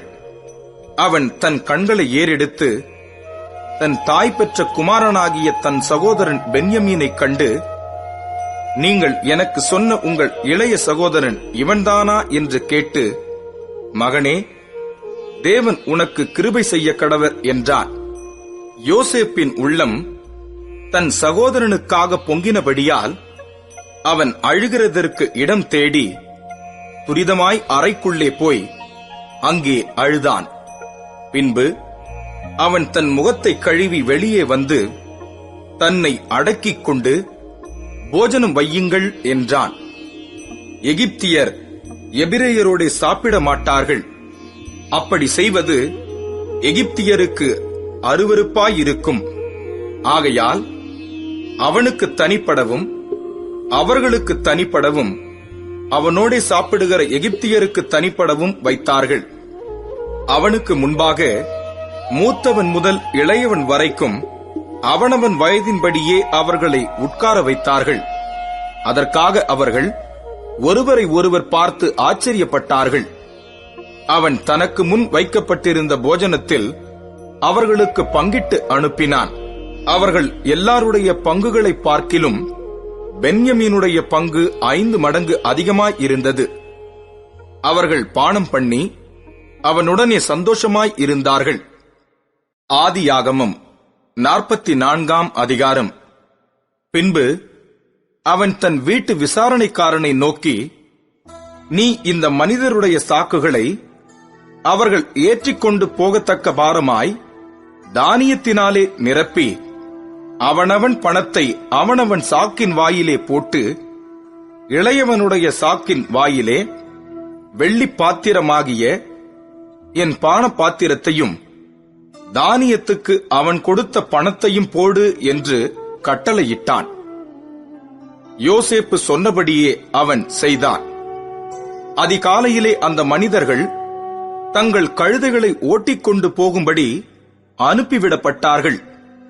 அவர்கள் பட்டணத்தை விட்டு புறப்பட்டு வெகு தூரம் போவதற்கு முன்னே யோசேப்பு தன் வீட்டு விசாரணைக்காரனை நோக்கி, நீ புறப்பட்டு போய் அந்த மனிதரை பின்தொடர்ந்து அவர்களை பிடித்து, நீங்கள் நன்மைக்கு தீமை செய்தது என்ன? அது என் எஜமான் பானம் பண்ணுகிற பாத்திரம் அல்லவா? அது போன வகை ஞான திருஷ்டியால் அவருக்கு தெரியாதா? நீங்கள் செய்தது தகாத காரியம் என்று அவர்களோடே சொல் என்றான். அவன் அவர்களை தொடர்ந்து பிடித்து தன்னிடத்தில் சொல்லியிருந்த வார்த்தைகளை அவர்களுக்கு சொன்னான். அதற்கு அவர்கள், எங்கள் ஆண்டவன் இப்படிப்பட்ட வார்த்தைகளை சொல்லுகிறது என்ன? இப்படிப்பட்ட காரியத்துக்கும் உம்முடைய அடியாராகிய எங்களுக்கும் வெகு தூரம். எங்கள் சாக்குகளின் வாயிலே நாங்கள் கண்ட பணத்தை கானான் தேசத்திலிருந்து திரும்ப உம்மிடத்துக்கு கொண்டு வந்தோமே. நாங்கள் உம்முடைய எஜமானின் வீட்டிலிருந்து வெள்ளியையாகிலும் பொன்னையாகிலும் திருடிக் கொண்டு போவோமா? உம்முடைய அடியாருக்குள்ளே அது எவனிடத்தில் காணப்படுமோ அவன் கொலையுண்ண கடவன். நாங்களும் எங்கள் ஆண்டவனுக்கு அடிமைகளாவோம் என்றார்கள். அதற்கு அவன், நீங்கள் சொன்னபடியே ஆகட்டும். எவனிடத்தில் அது காணப்படுமோ அவன் எனக்கு அடிமையாவான். நீங்கள் குற்றமற்றிருப்பீர்கள் என்றான். அப்பொழுது அவர்கள் துரிதமாய் அவனவன் தன் தன் சாக்கை தரையிலே இறக்கி தங்கள் சாக்குகளை திறந்து வைத்தார்கள். மூத்தவன் சாக்கு முதல் இளையவன் சாக்கு மட்டும் அவன் சோதிக்கும்போது அந்த பாத்திரம் பென்யமீனுடைய சாக்கிலே கண்டுபிடிக்கப்பட்டது. அப்பொழுது அவர்கள் தங்கள் வஸ்திரங்களை கிழித்துக் கொண்டு அவனவன் கழுதையின் மேல் பொதியை ஏற்றிக்கொண்டு பட்டணத்திற்கு திரும்பினார்கள். யூதாவும் அவன் சகோதரரும் யோசேப்பின் வீட்டுக்கு போனார்கள். யோசேப்பு அதுவரையும் அங்கே இருந்தான். அவனுக்கு முன்பாக தரையிலே விழுந்தார்கள். யோசேப்பு அவர்களை நோக்கி, நீங்கள் என்ன காரியம் செய்தீர்கள்? என்னைப் போலத்த மனிதனுக்கு ஞான திருஷ்டியினால் காரியம் தெரிய வரும் என்று அறியாமற் போனீர்களா என்றான். அதற்கு யூதா, என் ஆண்டவனாகிய உம்மிடத்தில் நாங்கள் என்ன சொல்லுவோம்? என்னத்தை பேசுவோம்? எதினாலே எங்கள் நீதியை விளங்க பண்ணுவோம்? உம்முடைய அடியாரின் அக்கிரமத்தை தேவன் விளங்க பண்ணினார். பாத்திரத்தை வைத்திருக்கிறவனும் நாங்களும் என் ஆண்டவனுக்கு அடிமைகள் என்றான். அதற்கு அவன், அப்படிப்பட்ட செய்கை எனக்கு தூரமாய் இருப்பதாக. எவன் வசத்தில் பாத்திரம் கண்டுபிடிக்கப்பட்டதோ அவனே எனக்கு அடிமையாய் இருப்பான். நீங்களோ சமாதானத்தோடே உங்கள் தகப்பனிடத்துக்கு போங்கள் என்றான். அப்பொழுது யூதா அவன் அண்டையிலே சேர்ந்து, ஆ, என் ஆண்டவனே, உமது அடியேன் உம்முடைய செவிகள் கேட்க ஒரு வார்த்தை சொல்லுகிறேன், கேட்பீராக. அடியேன் மேல் உமது கோபம் மூளாதிருப்பதாக. நீர் பார்வோனுக்கு ஒப்பாயிருக்கிறீர். உங்களுக்கு தகப்பனாவது சகோதரனாவது உண்டா என்று என் ஆண்டவன் உம்முடைய அடியாரிடத்தில் கேட்டீர். அதற்கு நாங்கள், எங்களுக்கு முதிர்வயதுள்ள தகப்பனாரும் அவருக்கு முதிர்வயதிலே பிறந்த ஒரு இளைஞனும் உண்டு என்றும் அவனுடைய தமையன் இறந்து போனான் என்றும் அவன் ஒருவன் மாத்திரமே அவனை பெற்ற தாயாருக்கு இருப்பதினால் தகப்பனார் அவன் மேல் பட்சமாய் இருக்கிறார் என்றும் என் ஆண்டவனுக்கு சொன்னோம். அப்பொழுது நீர், அவனை என்னிடத்துக்கு கொண்டு வாருங்கள், என் கண்களினால் அவனை பார்க்க வேண்டும் என்று உமது அடியாருக்கு சொன்னீர். நாங்கள் ஆண்டவனை நோக்கி, அந்த இளைஞன் தன் தகப்பனை விட்டு பிரியக்கூடாது, பிரிந்தால் அவர் இறந்து போவார் என்று சொன்னோம். அதற்கு நீர், உங்கள் இளைய சகோதரனை கொண்டு வராவிட்டால் நீங்கள் இனி என் முகத்தை காண்பதில்லை என்று உமது அடியாருக்கு சொன்னீர். நாங்கள் உமது அடியானாகிய என் தகப்பனாரிடத்துக்கு போனபோது என் ஆண்டவனுடைய வார்த்தைகளை அவருக்கு அறிவித்தோம். எங்கள் தகப்பனார் எங்களை நோக்கி, நீங்கள் திரும்பப் போய் நமக்கு கொஞ்சம் தானியம் கொள்ளுங்கள் என்று சொன்னார். அதற்கு நாங்கள் போகக்கூடாது, எங்கள் இளைய சகோதரன் எங்களோடே வந்தால் போவோம், எங்கள் இளைய சகோதரன் எங்களோடே வராவிட்டால் நாங்கள் அந்த புருஷனுடைய முகத்தை காணக்கூடாது என்றோம். அப்பொழுது உம்முடைய அடியானாகிய என் தகப்பனார், என் மனைவி எனக்கு 2 பிள்ளைகளை பெற்றாள், அவர்களில் ஒருவன் என்னிடத்தில் இருந்து போய்விட்டான், அவன் பீருண்டு போயிருப்பான் என்றிருந்தேன், இதுவரைக்கும் அவனை காணாதிருக்கிறேன். இதெல்லாம் நீங்கள் அறிந்திருக்கிறீர்கள். நீங்கள் இவனையும் என்னை விட்டு பிரித்து அழைத்து போகும் இடத்தில் இவனுக்கு மோசம் நேரிட்டால் என் நரைமயிரை வியாகுலத்தோடே பாதாளத்தில் இறங்க பண்ணுவீர்கள் என்றார். ஆகையால் இளையவனை விட்டு நான் என் தகப்பனாகிய உமது அடியானிடத்துக்கு போனால் அவருடைய ஜீவன் இவனுடைய ஜீவனோடே ஒன்றாய் இணைக்கப்பட்டிருக்கிறபடியினால் அவர் இளையவன் வரவில்லை என்று அறிந்த மாத்திரத்தில் இறந்து போவார். இப்படி உமது அடியாராகிய நாங்கள் உமது அடியானாகிய எங்கள் தகப்பனுடைய நரைமயிரை வியாகுலத்துடனே பாதாளத்தில் இறங்க பண்ணுவோம்.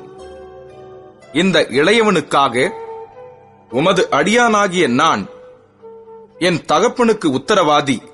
அன்றியும் நான் இவனை உம்மிடத்துக்கு கொண்டு வராவிட்டால் நான் எந்நாளும் உமக்கு முன்பாக குற்றவாளியாய் இருப்பேன் என்று அவருக்கு சொல்லி இருக்கிறேன். இப்படி இருக்க இளையவன் தன் சகோதரரோடே கூட போகவிடும்படி மன்றாடுகிறேன். உம்முடைய அடியானாகிய நான் இளையவனுக்கு பதிலாக இங்கே என் ஆண்டவனுக்கு அடிமையாய் இருக்கிறேன். இளையவனை விட்டு எப்படி என் தகப்பனிடத்துக்கு போவேன்? போனால் என் தகப்பனுக்கு நேரிடும் தீங்கை நான் எப்படி காண்பேன் என்றான். ஆதியாகமம் 45ஆம் அதிகாரம். அப்பொழுது யோசேப்பு தன் அருகே நின்ற எல்லாருக்கும் முன்பாக தன்னை அடக்கிக் கொண்டிருக்க கூடாமல், யாவரையும் என்னை விட்டு வெளியே போக பண்ணுங்கள் என்று கட்டளையிட்டான்.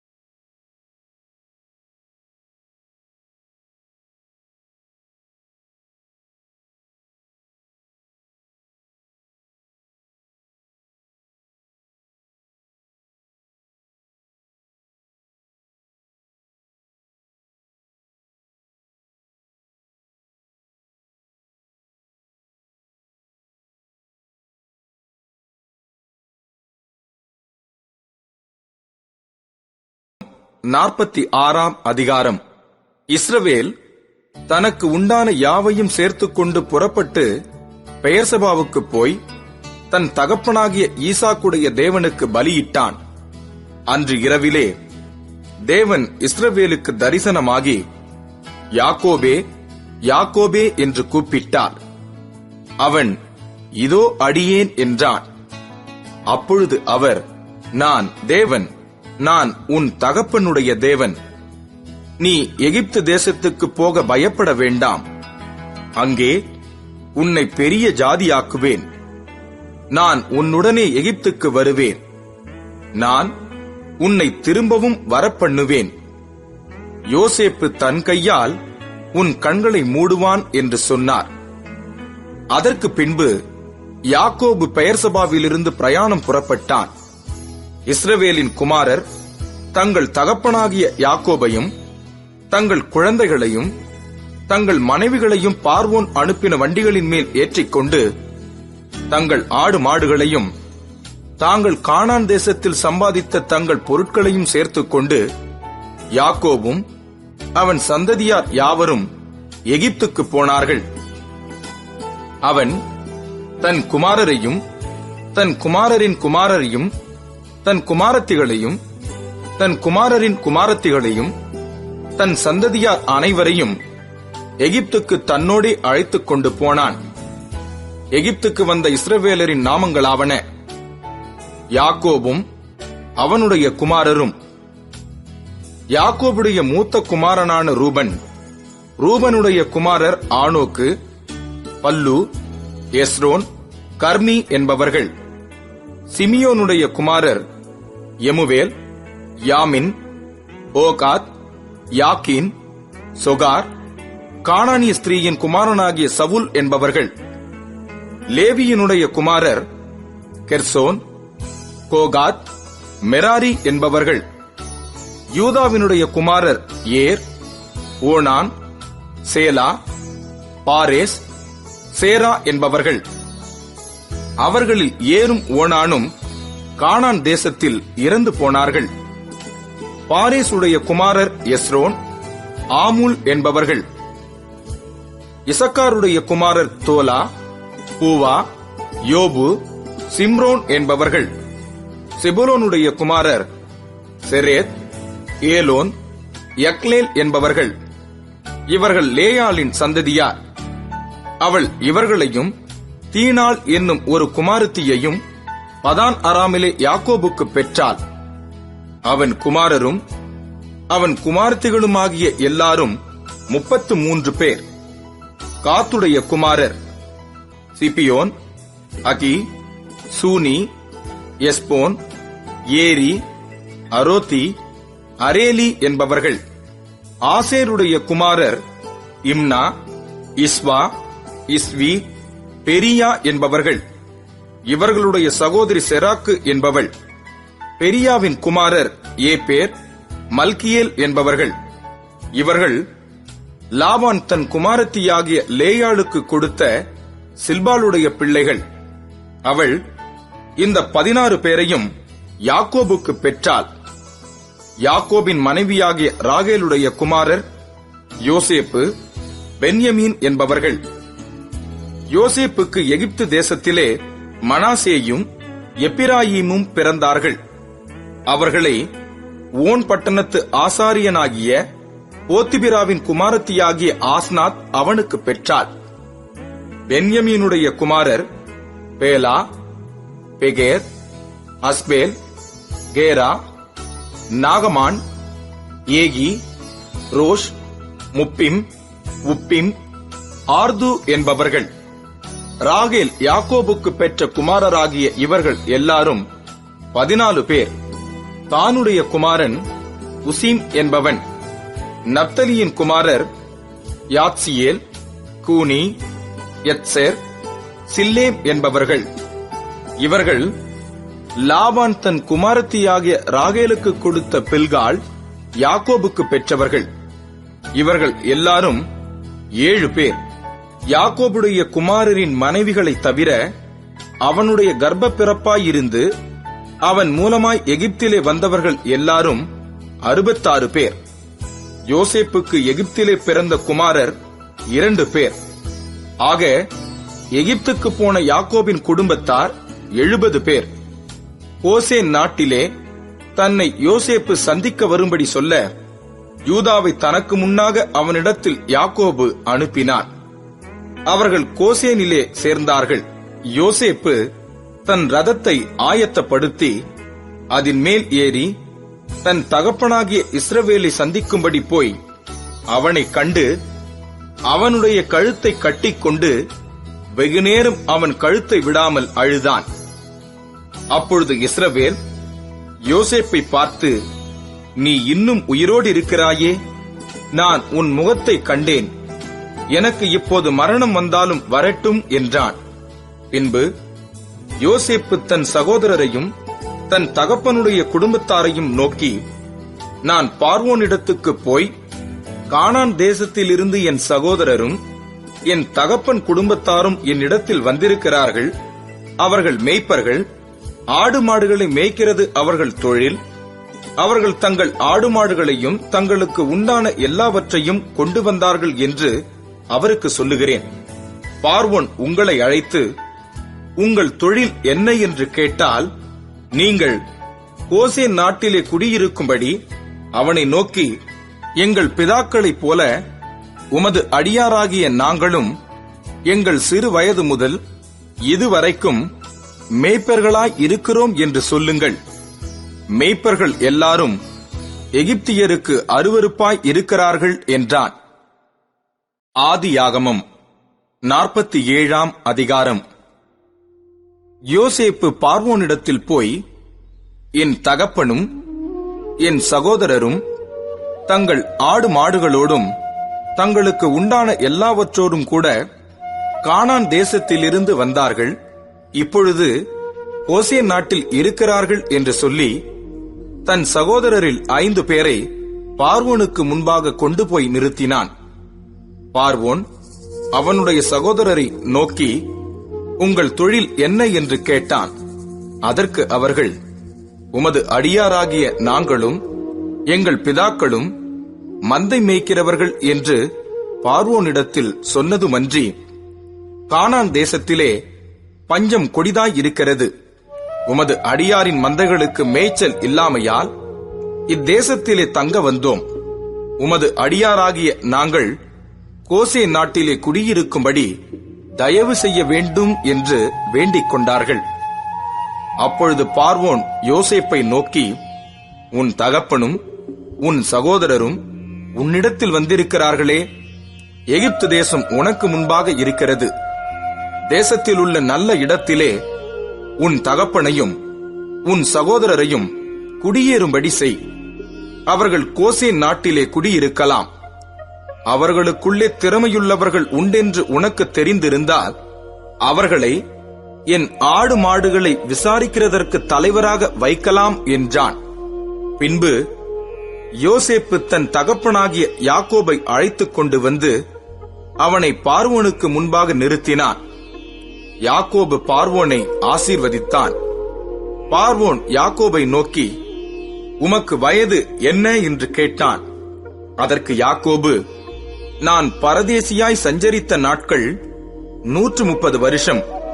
என் ஆயுசு நாட்கள் கொஞ்சமும் சஞ்சலமுள்ளதுமாய் இருக்கிறது. அவைகள் பரதேசிகளாய் சஞ்சரித்த என் பிதாக்களுடைய ஆயுசு நாட்களுக்கு வந்து எட்டவில்லை என்று பார்வோனுடனே சொன்னான்.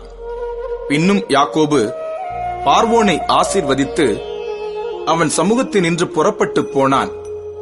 பார்வோன் கட்டளையிட்டபடியே யோசேப்பு தன் தகப்பனுக்கும் தன் சகோதரருக்கும் எகிப்து தேசத்திலே நல்ல நாடாகிய ராமசேஸ் என்னும் நாட்டிலே சுதந்திரம் கொடுத்து அவர்களை குடியேற்றினான். யோசேப்பு தன் தகப்பனையும் தன் சகோதரரையும் தன் தகப்பனுடைய குடும்பத்தார் அனைவரையும் அவரவர்கள் குடும்பத்திற்கு தக்கதாய் ஆகாரம் கொடுத்து ஆதரித்து வந்தான். பஞ்சம் மிகவும் கொடிதாயிருந்தது. தேசமெங்கும் ஆகாரம் கிடையாமற் போயிற்று. எகிப்து தேசமும் கானான் தேசமும் பஞ்சத்தினாலே மெலிந்து போயிற்று. யோசேப்பு எகிப்து தேசத்திலும் கானான் தேசத்திலும் உள்ள பணத்தை எல்லாம் தானியம் கொண்டவர்களிடத்தில் வாங்கி அதை பார்வோன் அரமனையிலே கொண்டு போய் சேர்த்தான். எகிப்து தேசத்திலும் கானான் தேசத்திலும் உள்ள பணம் செலவழிந்த போது எகிப்தியர் எல்லாரும் யோசேப்பினிடத்தில் வந்து, எங்களுக்கு ஆகாரம் தாரும், பணம் இல்லை, அதனால் நாங்கள் உமது சமூகத்தில் சாக வேண்டுமோ என்றார்கள். அதற்கு யோசேப்பு, உங்களிடத்தில் பணம் இல்லாமற் போனால் உங்கள் ஆடு மாடுகளை கொடுங்கள், அவைகளுக்கு பதிலாக உங்களுக்கு தானியம் கொடுக்கிறேன் என்றான். அவர்கள் தங்கள் ஆடு மாடு முதலானவைகளை யோசேப்பினிடத்தில் கொண்டு வந்தார்கள். யோசேப்பு குதிரைகளையும் ஆடுகளையும் மாடுகளையும் கழுதைகளையும் வாங்கிக் கொண்டு அந்த வருஷம் அவர்களுடைய ஆடு மாடு முதலான எல்லாவற்றிற்கும் பதிலாக அவர்களுக்கு ஆகாரம் கொடுத்து அவர்களை ஆதரித்தான். அந்த வருஷம் முடிந்த பின் மறு வருஷத்திலே அவர்கள் அவனிடத்தில் வந்து, பணமும் செலவழிந்து போயிற்று, எங்கள் ஆடு மாடு முதலானவைகளும் எங்கள் ஆண்டவனைச் சேர்ந்தது, எங்கள் சரீரமும் எங்கள் நிலமுமே ஒழிய எங்கள் ஆண்டவனுக்கு முன்பாக மீதியானது ஒன்றும் இல்லை. இது எங்கள் ஆண்டவனுக்கு தெரியாத காரியம் அல்ல. நாங்களும் எங்கள் நிலங்களும் உம்முடைய கண்களுக்கு முன்பாக அழிந்து போகலாமா? நீர் எங்களையும் எங்கள் நிலங்களையும் வாங்கிக் கொண்டு ஆகாரம் கொடுக்க வேண்டும். நாங்களும் எங்கள் நிலங்களும் பார்வோனுக்கு ஆதீனமாய் இருப்போம். நாங்கள் சாகாமல் உயிரோடு இருக்கவும் நிலங்கள் பாழாய் போகாமல் இருக்கவும் எங்களுக்கு விதை தானியத்தை தாரும் என்றார்கள். அப்படியே எகிப்தியர் தங்களுக்கு பஞ்சம் மேலிட்டபடியால் அவரவர் தங்கள் தங்கள் வயல் நிலங்களை விற்றார்கள். யோசேப்பு எகிப்து நிலங்கள் யாவையும் பார்வோனுக்காக கொண்டான். இவ்விதமாய் அந்த பூமி பார்வோனுடையதாயிற்று. மேலும் அவன் எகிப்தின் ஒரு எல்லை முதல் மறு எல்லை வரைக்கும் உள்ள ஜனங்களை அந்தந்த பட்டணங்களில் குடிமாறி போக பண்ணினான். ஆசாரியருடைய நிலத்தை மாத்திரம் அவன் கொள்ளவில்லை. அது பார்வோனாலே ஆசாரியருக்கு மானியமாக கொடுக்கப்பட்டிருந்ததினாலும் பார்வோன் அவர்களுக்கு கொடுத்த மானியத்தினாலே அவர்கள் ஜீவனம் பண்ணி வந்ததினாலும் அவர்கள் தங்கள் நிலத்தை விற்கவில்லை. பின்னும் யோசேப்பு ஜனங்களை நோக்கி, இதோ இன்று உங்களையும் உங்கள் நிலங்களையும் பார்வோனுக்காக வாங்கிக் கொண்டேன். இதோ உங்களுக்கு கொடுக்கப்படுகிற விதை தானியம், இதை நிலத்தில் விதையுங்கள். விளைவில் 1/5 பங்கை பார்வோனுக்கு கொடுக்க வேண்டும்.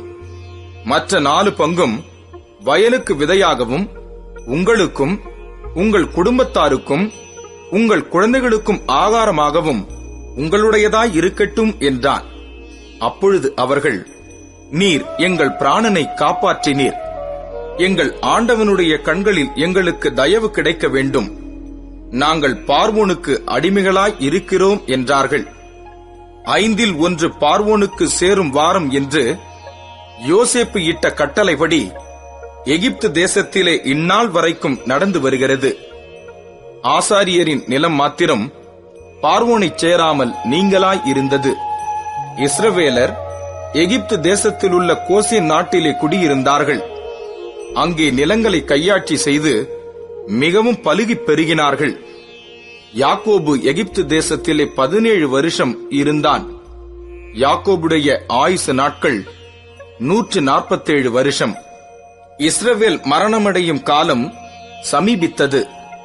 அப்பொழுது அவன் தன் குமாரனாகிய யோசேப்பை வரவழைத்து அவனை நோக்கி, என்மேல் உனக்கு தயவுண்டானால் உன் கையை என் தொடையின் கீழ் வைத்து என்மேல் பட்சமும் உண்மையும் உள்ளவனாயிரு, என்னை எகிப்திலே அடக்கம் பண்ணாதிருப்பாயாக. நான் என் பிதாக்களோடே படுத்துக் கொள்ள வேண்டும். ஆகையால் நீ என்னை எகிப்திலிருந்து எடுத்துக்கொண்டு போய் அவர்களை அடக்கம் பண்ணியிருக்கிற நிலத்திலே என்னையும் அடக்கம் பண்ணு என்றான். அதற்கு அவன், உமது சொற்படி செய்வேன் என்றான். அப்பொழுது அவன், எனக்கு ஆணையிட்டுக் கொடு என்றான். அவனுக்கு ஆணையிட்டுக் கொடுத்தான். அப்பொழுது இஸ்ரவேல் கட்டிலின் தலைமாட்டிலே சாய்ந்து தொழுது கொண்டான். ஆதியாகமம் 48ஆம் அதிகாரம். அதற்கு பின்பு, உம்முடைய தகப்பனாருக்கு வருத்தமாய் இருக்கிறது என்று யோசேப்புக்கு சொல்லப்பட்டது. அப்பொழுது அவன் தன் 2 குமாரராகிய மனாசேயையும் எப்பிராயீமையும் தன்னோடே கூட கொண்டு போனான். இதோ, உம்முடைய குமாரனாகிய யோசேப்பு உம்மிடத்தில் வந்திருக்கிறார் என்று யாக்கோபுக்கு அறிவிக்கப்பட்டது. அப்பொழுது இஸ்ரவேல் தன்னை திடப்படுத்திக் கொண்டு கட்டிலின் மேல் உட்கார்ந்தான்.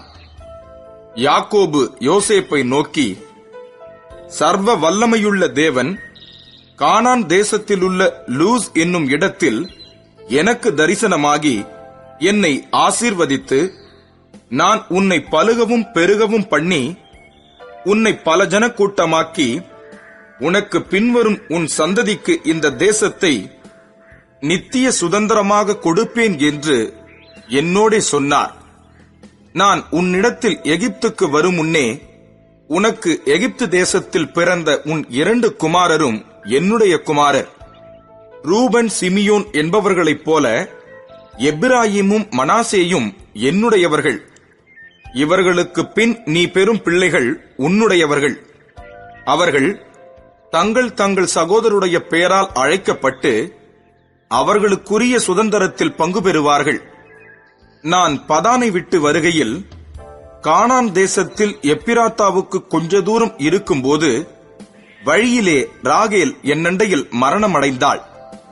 அவளை அங்கே பெத்லகேம் என்னும் எப்பிராத்தா ஊருக்கு போகிற வழியிலே அடக்கம் பண்ணினேன் என்றான்.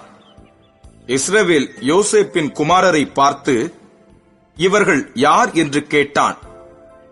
யோசேப்பு தன் தகப்பனை நோக்கி, இவர்கள் இவ்விடத்தில் தேவன் எனக்கு அருளின குமாரர் என்றான். அப்பொழுது அவன், நான் அவர்களை ஆசீர்வதிக்கும்படி அவர்களை என்கிட்ட கொண்டு வா என்றான். முதிர் வயதினால் இஸ்ரவேலின் கண்கள் மங்கலாய் இருந்தபடியால் அவன் நன்றாய் பார்க்க கூடாதிருந்தது. அவர்களை அவனண்டையிலே சேரப் பண்ணினான். அப்பொழுது அவன் அவர்களை முத்தஞ்செய்து அணைத்துக் கொண்டான். இஸ்ரவேல் யோசேப்பை நோக்கி, உன் முகத்தை காண்பேன் என்று நான் நினைக்கவில்லை. ஆனாலும் இதோ, உன் சந்ததியையும் காணும்படி தேவன் எனக்கு அருள் செய்தார் என்றான். அப்பொழுது அவனுடைய முழங்கால்கள் நடுவே இருந்த பிள்ளைகளை யோசேப்பு பின்னிடப் பண்ணி அவனுடைய முகத்துக்கு முன்பாக தரைமட்டும் குனிந்து வணங்கினான். பின்பு யோசேப்பு அவ்விருவரையும் கொண்டு வந்து எப்பிராயிமை தன் வலது கையினாலே இஸ்ரவேலின் இடது கைக்கு நேராகவும் மனாசேயை தன் இடது கையினாலே இஸ்ரவேலின் வலது கைக்கு நேராகவும் விட்டான். அப்பொழுது இஸ்ரவேல் மனமறிய தன் வலது கையை நீட்டி இளையவனாகிய எப்பிராயிமுடைய தலையின் மேலும், மனாசே மூத்தவனாய் இருந்தும் தன் இடது கையை மனாசேயுடைய தலையின் மேலும் வைத்தான். அவன் யோசேப்பை ஆசீர்வதித்து, என் பிதாக்களாகிய ஆபிரகாமும் ஈசாக்கும் வழிபட்டு வணங்கிய தேவனும், நான் பிறந்த நாள் முதல் இந்நாள் வரைக்கும் என்னை ஆதரித்து வந்த தேவனும், எல்லா தீமைக்கும் நீங்களாக்கி என்னை மீட்ட தூதனுமானவர் இந்த பிள்ளைகளை ஆசீர்வதிப்பாராக. என் பேரும் என் பிதாக்களாகிய ஆபிரகாம் ஈசாக்கு என்பவர்களின் பேரும் இவர்களுக்கு இடப்படக் கடவது. பூமியில் இவர்கள் மிகுதியாய் பெருகக் கடவர்கள் என்றான். தகப்பன் தன் வலது கையை எப்பிராயிமுடைய தலையின் மேல் வைத்ததை யோசேப்பு கண்டு, அது தனக்கு பிரியமில்லாதபடியால் எப்பிராயிமுடைய தலையின் மேல் இருந்த தன் தகப்பனுடைய கையை மனாசேயினுடைய தலையின் மேல் வைக்கும்படிக்கு எடுத்து, என் தகப்பனே, அப்படியல்ல, இவன் மூத்தவன், இவனுடைய தலையின் மேல் உம்முடைய வலது கையை வைக்க வேண்டும் என்றான். அவன் தகப்பனோ தடுத்து, அது எனக்கு தெரியும், என் மகனே, எனக்கு தெரியும். இவனும் ஒரு ஜனக்கூட்டமாவான். இவனும் பெருகுவான். இவனுடைய தம்பியோ இவனிலும் அதிகமாய் பெருகுவான். அவனுடைய சந்ததியார் திரளான ஜனங்களாவார்கள் என்றான். இவ்விதமாக அவன் அன்றைய தினம் அவர்களை ஆசீர்வதித்து, தேவன் உன்னை எப்பிராயிமை போலவும் மனாசேயைப் போலவும் ஆக்குவாராக என்று இஸ்ரவேலர் உன்னை முன்னிட்டு வாழ்த்துவார்கள் என்று சொல்லி எப்பிராயிமை மனாசேக்கு முன்னே வைத்தான். பின்பு இஸ்ரவேல் யோசேப்பை நோக்கி, இதோ நான் மரணமடையப் போகிறேன். தேவன் உங்களோடே இருப்பார். அவர் உங்கள் பிதாக்களின் தேசத்துக்கு உங்களை திரும்பவும் போக பண்ணுவார் என்றும், உன் சகோதரருக்கு கொடுத்ததை பார்க்கிலும் நான் என் பட்டயத்தாலும் என் வில்லினாலும் எமோரியர் கையிலிருந்து சம்பாதித்த ஒரு நிலத்தை உனக்கு அதிகமான பங்காக கொடுத்தேன் என்றும் சொன்னான். ஆதியாகமம் 49 அதிகாரம். யாக்கோபு தன் குமாரரை அழைத்து, நீங்கள் கூடி வாருங்கள், கடைசி நாட்களில் உங்களுக்கு நேரிடும் காரியங்களை அறிவிப்பேன். யாக்கோபின் குமாரரே, கூடி வந்து கேளுங்கள், உங்கள் தகப்பனாகிய இஸ்ரவேலுக்கு செவி கொடுங்கள். ரூபனே, நீ என் சேஷ்ட புத்திரன். நீ என் சத்துவமும் என் முதற் பெலனுமானவன். நீ மேன்மையில் பிரதானமும் வல்லமையில் விசேஷமுமானவன். தண்ணீரைப் போல தளம்பினவனே, நீ மேன்மை அடைய மாட்டாய். உன் தகப்பனுடைய மஞ்சத்தின் மேல் ஏறினாய், நீ அதை தீட்டுப்படுத்தினாய். என் படுக்கையின் மேல் ஏறினானே. சிமியோனும் லேவியும் ஏக சகோதரர். அவர்களுடைய பட்டயங்கள் கொடுமையின் கருவிகள். என் ஆத்துமாவே, அவர்களுடைய ரகசிய ஆலோசனைக்கு உடன்படாதே. என் மேன்மையே, அவர்கள் கூட்டத்தில் நீ சேராதே. அவர்கள் தங்கள் கோபத்தினாலே ஒரு புருஷனை கொன்று, தங்கள் அகங்காரத்தினாலே அரண்களை நிர்மூலமாக்கினார்களே. உக்கிரமான அவர்கள் கோபமும் கொடுமையான அவர்கள் மூர்க்கமும் சபிக்கப்பட கடவது. யாக்கோபிலே அவர்களை பிரியவும் இஸ்ரவேலிலே அவர்களை சிதறவும் பண்ணுவேன். யூதாவே, சகோதரரால் புகழப்படுபவன் நீயே. உன் கரம் உன் சத்துருக்களுடைய பிடரியின் மேல் இருக்கும். உன் தகப்பனுடைய புத்திரர் உன் முன் பணிவார்கள். யூதா பாலசிங்கம், நீ இரை கவர்ந்து கொண்டு ஏறிப்போனாய். என் மகனே, சிங்கம் போலும் கிழச்சிங்கம் போலும் மடங்கி படுத்தான். அவனை எழுப்புகிறவன் யார்? சமாதான கர்த்தர் வருமளவும் செங்கோல் யூதாவை விட்டு நீங்குவதும் இல்லை. நியாய பிரமாணிக்கன் அவன் பாதங்களை விட்டு ஒழிவதும் இல்லை. ஜனங்கள் அவரிடத்தில் சேருவார்கள். அவன் தன் கழுதை குட்டியை திராட்சை செடியிலும் தன் கோழிகை கழுதையின் குட்டியை நற்குல திராட்சை செடியிலும் கட்டுவான். திராட்சை ரசத்திலே தன் வஸ்திரத்தையும் திராட்சை பழங்களின் இரத்தத்திலே தன் அங்கியையும் தோய்ப்பான். அவன் கண்கள் திராட்சை ரசத்தினால் சிவப்பாயும் அவன் பற்கள் பாலினால் வெண்மையாயும் இருக்கும். செபுலோன் கடல்துறை அருகே குடியிருப்பான். அவன் கப்பல் துறைமுகமாய் இருப்பான். அவன் எல்லை சீதோன் வரைக்கும் இருக்கும். இசக்கார் 2 பொதியின் நடுவே படுத்துக் கொண்டிருக்கிற பலத்த கழுதை. அவன் இளைப்பாறுதல் நல்லது என்றும் நாடு வசதியானது என்றும் கண்டு சுமக்கிறதற்கு தன் தோளை சாய்த்து பகுதி கட்டுகிறவனானான். தான் இஸ்ரவேல் கோத்திரங்களில் ஒரு கோத்திரமாகி தன் ஜனத்தை நியாயம் விசாரிப்பான். தான் குதிரையின் மேல் ஏறி இருக்கிறவன் மல்லாந்து விழும்படியாய் அதன் குதிகாலை கடிக்கிறதற்கு வழியில் கிடக்கிற சர்பத்தைப் போலவும் பாதையில் இருக்கிற விரியனைப் போலவும் இருப்பான். கர்த்தாவே, உம்முடைய இரட்சிப்புக்கு காத்திருக்கிறேன். காத் என்பவன் மேல் இராணுவ கூட்டம் பாய்ந்து விழும். அவனோ முடிவிலே அதன் மேல் பாய்ந்து விழுவான். ஆசேருடைய ஆகாரம் கொழுமையாயிருக்கும். ராஜாக்களுக்கு வேண்டிய ருசி வர்க்கங்களை அவன் தருவான்.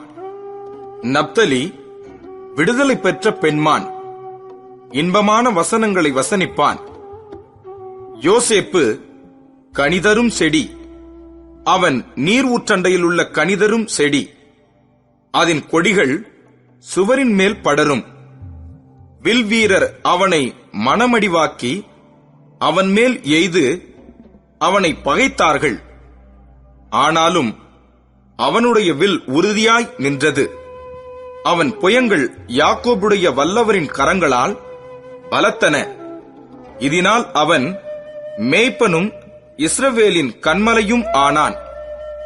உன் தகப்பனுடைய தேவனாலே அப்படியாயிற்று. அவர் உனக்கு துணையாய் இருப்பார். சர்வ வல்லவராலே அப்படியாயிற்று. அவர் உயர வானத்திலிருந்து உண்டாகும் ஆசிர்வாதங்களினாலும் கீழே ஆழத்தில் உண்டாகும் ஆசிர்வாதங்களினாலும் ஸ்தனங்களுக்கும் கர்ப்பங்களுக்கும் உரிய ஆசிர்வாதங்களினாலும் உன்னை ஆசிர்வதிப்பார். உன் தகப்பனுடைய ஆசிர்வாதங்கள் என் பிதாக்களுடைய ஆசிர்வாதங்களுக்கு மேற்பட்டதாய் இருந்து நித்திய பர்வதங்களின் முடிவு மட்டும் எட்டுகின்றன. அவைகள் யோசேப்புடைய சிரசின் மேலும் தன் சகோதரரில் விசேஷித்தவனுடைய உச்சந்தலையின் மேலும் வருவதாக. பென்யமின் பீறுகிற ஓனாய் காலையில் தன் இரையை பட்சிப்பான், மாலையில் தான் கொள்ளையிட்டதை பங்கிடுவான் என்றான். இவர்கள் எல்லாரும் இஸ்ரவேலின் 12 கோத்திரத்தார். அவர்களுடைய தகப்பன் அவர்களை ஆசீர்வதிக்கையில் அவர்களுக்கு சொன்னது இதுதான். அவனவனுக்குரிய ஆசீர்வாதம் சொல்லி அவனவனை ஆசீர்வதித்தான். பின்னும் அவன் அவர்களை நோக்கி, நான் என் ஜனத்தாரோடு சேர்க்கப்படப் போகிறேன். ஏத்தியனான எபிரோனின் நிலத்திலுள்ள குகையிலே என்னை என் பிதாக்களண்டையிலே அடக்கம் பண்ணுங்கள் என்று கட்டளையிட்டு, அந்த குகை கானான் தேசத்திலே மம்ரேக்கு எதிராக மக்பேலா எண்ணப்பட்ட நிலத்தில் இருக்கிறது. அதை நமக்கு சொந்த கல்லறை பூமியாக இருக்கும்படி ஆபிரகாம் ஏத்தியனாகிய எபிரோன் கையில் அதற்குரிய நிலத்துடனே வாங்கினார். அங்கே ஆபிரகாமையும் அவர் மனைவியாகிய சாராளையும் அடக்கம் பண்ணினார்கள். அங்கே ஈசாக்கையும் அவர் மனைவியாகிய ரெபெக்காளையும் அடக்கம் பண்ணினார்கள். அங்கே லேயாளையும் அடக்கம் பண்ணினேன். அந்த நிலமும் அதில் இருக்கிற குகையும் ஏத்தின் புத்திரர் கையில் கொல்லப்பட்டது என்றான். யாக்கோபு தன் குமாரருக்கு கட்டளையிட்டு முடிந்த பின்பு அவன் தன் கால்களை கட்டிலின் மேல் மடக்கிக் கொண்டு ஜீவித்துப் போய் தன் ஜனத்தாரோடு சேர்க்கப்பட்டான். ஆதியாகமம் 50ஆம் அதிகாரம். அப்பொழுது யோசேப்பு தன் தகப்பனுடைய முகத்தின் மேல் விழுந்து அழுது அவனை முத்தஞ்செய்தான். பின்பு தன் தகப்பனுக்கு சுகந்த வர்க்கம் இடும்படி யோசேப்பு தன் ஊழியக்காரராகிய வைத்தியருக்கு கட்டளையிட்டான்.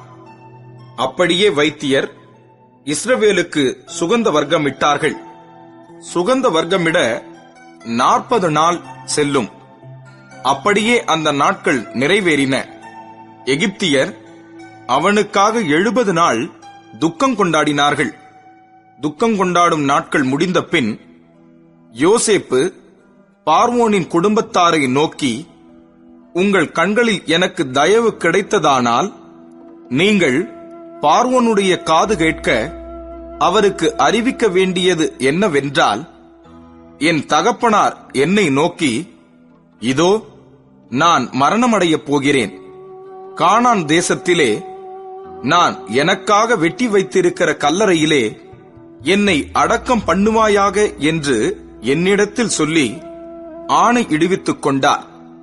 நான் அங்கே போய் என் தகப்பனை அடக்கம் பண்ணி வருவதற்கு உத்தரவு கொடுக்க வேண்டிக் கொள்கிறேன் என்று சொல்லுங்கள் என்றான். அதற்கு பார்வோன், உன் தகப்பன் உன்னிடத்தில் ஆணை இடுவித்தபடியே நீ போய் அவரை அடக்கம் பண்ணி வா என்றான். அப்படியே யோசேப்பு தன் தகப்பனை அடக்கம் பண்ண போனான். பார்வோனுடைய அரமனையில் இருந்த பெரியவர்களாகிய அவனுடைய சகல உத்தியோகஸ்தரும், எகிப்து தேசத்தில் உள்ள சகல பெரியோரும், யோசேப்பின் வீட்டார் யாவரும், அவன் சகோதரரும், அவன் தகப்பன் வீட்டாரும் அவனோட கூட போனார்கள். தங்கள் குழந்தைகளையும் தங்கள் ஆடு மாடுகளையும் மாத்திரம் கோசேன் நாட்டிலே விட்டு போனார்கள். ரதங்களும் குதிரை வீரரும் அவனோட போனதினால் பரிவார கூட்டம் மிகவும் அதிகமாய் இருந்தது.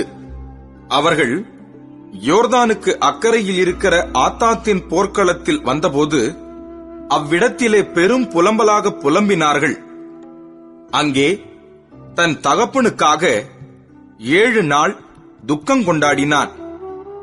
ஆத்தாத்தின் களத்திலே துக்கம் கொண்டாடுகிறதை அத்தேசத்தின் குடிகளாகிய கானானியர் கண்டு, இது எகிப்தியருக்கு பெரிய துக்கம் கொண்டாடல் என்றார்கள். அதனால் யோர்தானுக்கு அப்பால் இருக்கிற அந்த ஸ்தலத்திற்கு ஆபேல் மிஸ்ராயிம் என்னும் பேர் உண்டாயிற்று. யாக்கோபின் குமாரர் தங்களுக்கு கட்டளையிட்டிருந்தபடியே அவனை கானான் தேசத்துக்கு கொண்டு போய், ஆபிரகாம் மம்ரேக்கு எதிரே இருக்கிற மக்பேலா என்னும் நிலத்திலே தனக்கு சொந்த கல்லறை பூமியாக ஏத்தியனாகிய எப்ரோனிடத்தில் வாங்கின நிலத்திலுள்ள குகையிலே அவனை அடக்கம் பண்ணினார்கள். யோசேப்பு தன் தகப்பனை அடக்கம் பண்ணின பின்பு அவனும் அவன் சகோதரரும் அவனுடைய தகப்பனை அடக்கம் பண்ணுவதற்கு அவனோட கூட போனவர்கள் யாவரும் எகிப்துக்கு திரும்பினார்கள்.